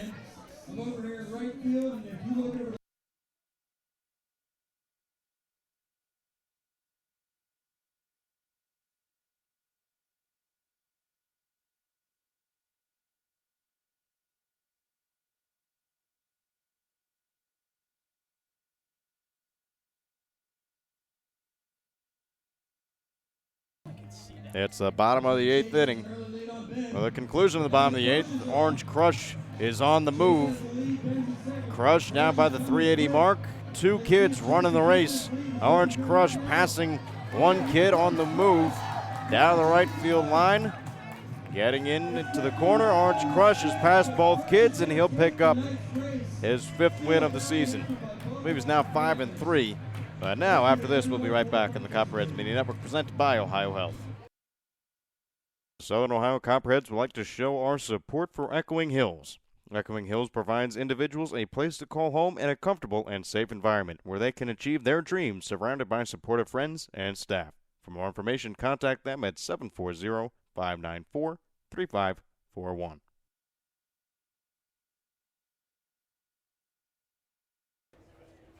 Back here in the top of the 9th inning at Bob Wren Stadium, Copperheads looking to go above 500 for the first time this season. Currently sitting at a record of 8-8. Michigan Monarchs are threatening to go down by 4 games back from 500, 6-9 on their season. Copperheads trying to also to get their win streak at home up as well, as a foul ball straight back. This one will hit the press box on the fly and counts at 0-1 to the batter, Will Bastian, the designated hitter. It'll be Bastian, Bourbon, and Zontini all due up here in the top of the 9th inning. Braxton Kelly remains out on the mound for the Southern Ohio Copperheads as he gets Will Bastian swinging. 0-2 count, nobody out. Copperheads 8, Michigan Monarchs 4. The 0-2 pitch taken high for ball 1. Copperheads after this will travel into Canada. Unfortunately, won't see Joe Medora with us. We'll have to try to get you to call in as a swing and a ground ball off the leg of the batter, Will Bastian. 1-2. You can try to get me to call in. I can try. I don't know what I'm going to be doing. I don't know. It'd be nice to hear from you. It's a 6-hour trip. We'll get lonely up there. Yeah. Of course, with all the other guys, you know. Right. All the other most of the other directors also making the trip with the team. The 1-2, fly ball high in the air, foul territory. Third baseman Daniel Cruz ranging over and will call off the catcher Scott Combs, who was still there close to Daniel Cruz. They high-five each other as 1 out is made here in the top of the 9th inning. It's funny as Cruz kind of just like took a seat there as he saw Combs coming at him. Scott Combs, a big, tall kid running at you, and Cruz just kind of watched it hit and fell over on his back for good insurance. But no one gets hurt, and the out's recorded, so. Charlie Bourbon now. First pitch swing is in for a strike. 0-1 on the foul ball. Bourbon today 0 for 3, trying to pick up his first hit. 0-1 count. Bourbon steps out of the plate, and we'll go back into the right-handed batter's box. The 0-1 fastball bounces in the turf off the mask of the catcher Scott Combs, and back to the backstop where Ty Crittenberger will see the foul ball and pick it up. 1-1 count. The pitch from Kelly is a ground ball over to Phil Glasser, the shortstop, taking on a couple of hops. The throw across is in time, and now the Michigan Monarchs are down to their final out here in the ball game. Monarchs loaded the bases in the top of the 8th inning with 2 outs. Nick Kaiser got 2 outs, but Braxton Kelly is coming in trying to get his second save of the season. Not a whole lot of save opportunities for the Copperheads yet this season. Lots of blowout wins for them. Couple losses as the first pitch is taken in for a called strike, 0-1. Joe Zontini grounded out to shorten his last at-bat as Kelly working quickly from the windup. The pitch taken low and away for a ball. Count is even at 1-1. 1 ball, 1 strike, 2 outs here in the top of the 9th inning. Copperheads looking for their 5th straight. Line drive out into right field. Moving over is the right fielder, Reese Trahey. He makes the catch, and the ball game is over. Southern Ohio Copperheads have now won 5 straight ball games, all against interdivision teams. They took 2 from the Clippers, 1 from the Grand Lake Mariners, and now they've taken 2 here from the Michigan Monarchs. A sweep at home for the Southern Ohio Copperheads. They now go to 9-8 on the season. Picking up the win is Zach Iverson. The save for Braxton Kelly. The loss going to Drew Sepaniak of the Michigan Monarchs. For the Copperheads, 8 runs on 10 hits, 1 error, 4 runs, 9 hits, 5 errors for the Michigan Monarchs. Just an overall game. They didn't get double digits here today, but it's still an overall great performance from their offense. Solid pitching from Zach Iverson yet again. Yeah, and you mentioned, I mean, you say they didn't score double digits, still put up 8 runs on the board. Anytime you score that many runs, it's going to be tough to beat you. That's now not the best math student. I believe that's 51 runs over the last 5 games for the Copperheads. Anytime you're averaging 10 runs over a stretch of games, I mean, you should go 5-0 in that stretch of ball games. And, you know, Coach Dunphy kind of called a shot at the beginning of the week. He said, this is our time to start rattling some wins off. We have a good ball club, and they responded real well to it. They've been playing real well over this stretch of games, and hopefully it continues up in Canada. Copperheads sweep the Michigan Monarchs and the Muskegon Clippers at home. It's been a terrific week for the Southern Ohio Copperheads, picking up 5 wins as they win here today by a score of 8-4. For Joey Medora, this is Connor Mills signing off. We'll see you in the postgame show right after this on the Copperheads Media Network, presented by Ohio Health. Donato's is the exclusive pizza provider of the Southern Ohio Copperheads. With toppings loaded from edge to edge, Donato's Pizza will be sure to satisfy your hunger. Located at 688 East State Street in Athens, make Donato's your pizza of choice today. Order by calling 740-592-5049 or order online at donatos.com. The Southern Ohio Copperheads would like to show our support for Echoing Hills. Echoing Hills provides individuals a place to call home in a comfortable and safe environment where they can achieve their dreams surrounded by supportive friends and staff. For more information, contact them at 740-594-3541. Ball Green Mortine, one of the nation's leading integrated marketing and communication firms, prides itself on hiring the best and brightest graduates from across the country each year. In fact, the company is home to many Ohio University alumni. For more details on internships and employment opportunities, visit www.ballgreenmortine.com. You will be living the life if you stay at the Holiday Inn Express with the free complimentary breakfast, high-definition television in all the rooms, and free Wi-Fi. In addition to being the only non-smoking hotel in Athens, live the life. Holiday Inn Express. Fans, Jackie O's Pub and Brewery is the official pregame and postgame hangout for the Copperheads. Be sure to meet us there before and after every game. From your pint to your plate, Jackie O's proudly presents over 40 beers on draft, produced right here in Athens.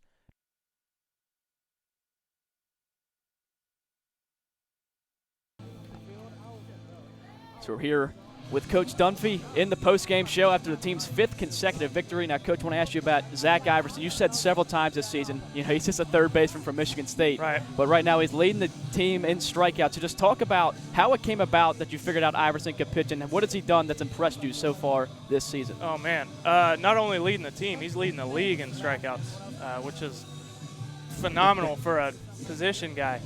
I think he threw 6 innings at Michigan State in the spring. Man, coming into the summer, we were very short on arms. So that's one of the things I told the guys, like, hey, if you know any pitchers that want to play, we're going to need the help. And if any of you guys have any pitching experience, let's see what you got. First day of practice, Iverson gets on the mound. Completely fooled me. I thought he was a pitcher through and through. But I got to talking to him a little bit. He said he'd thrown 36 innings last summer for the team he played for then, which is a good number, but not so much at Michigan State. But man, he may end up being a pitcher over at Michigan State if he's not careful. He's been lights out all summer. He's a competitor as competitors come, just all the way around. Plays almost every position on the field. One of the nicest kids you'll ever meet. Man, just been working his tail off for this team, keeping this thing together. He's made some sacrifices early. Weren't able to get him at the plate for ABs as much as we would like. Man, he made that sacrifice for us early to get us to where we are right now. So hats off to Zach Iverson. I can't put into words what he's done for this team so far. So you kind of called your shot at the beginning of this week. You told the guys, this is our stretch where we can start to get the ball rolling here after kind of a lackluster start. Some things didn't go your way, but now you're sitting at 9-8.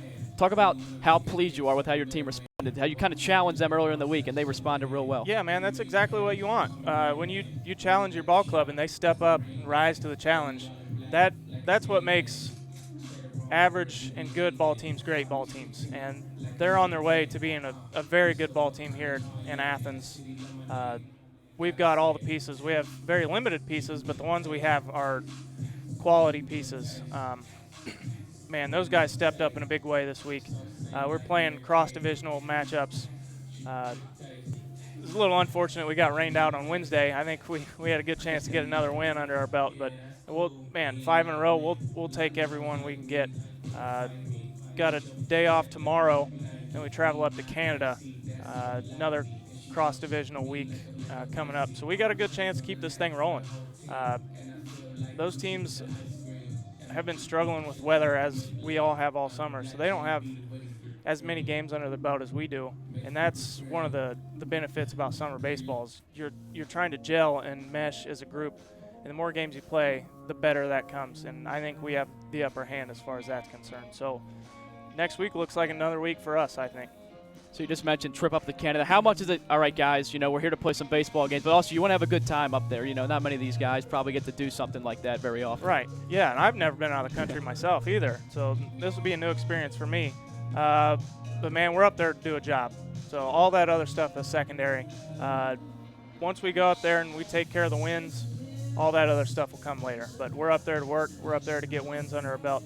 And that's why we're all here. We're all here to get better as baseball players. All that other stuff is just secondary experiences that come along with what we do. But first things first, we need to go up there and show up to play, ready to beat a team 2 games in Canada before we go down to Galleon. Well, Coach, real successful week. You go undefeated, get above 500 for the first time on the season at 9-8. When we return, Connor Mills will have our interview with the Dan Inman Player of the Game. Stay tuned.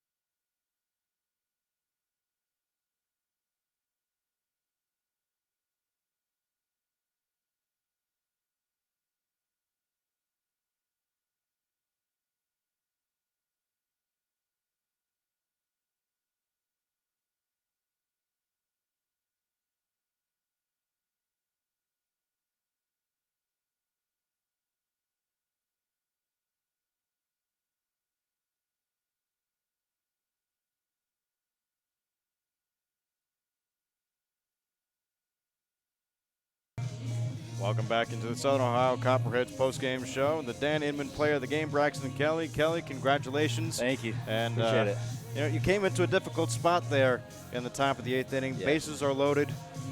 What was your game plan going in and trying to face Colin Burnett, who had already hit a home run in today's game? Well, just attack, really. To be straight up, it was just attack.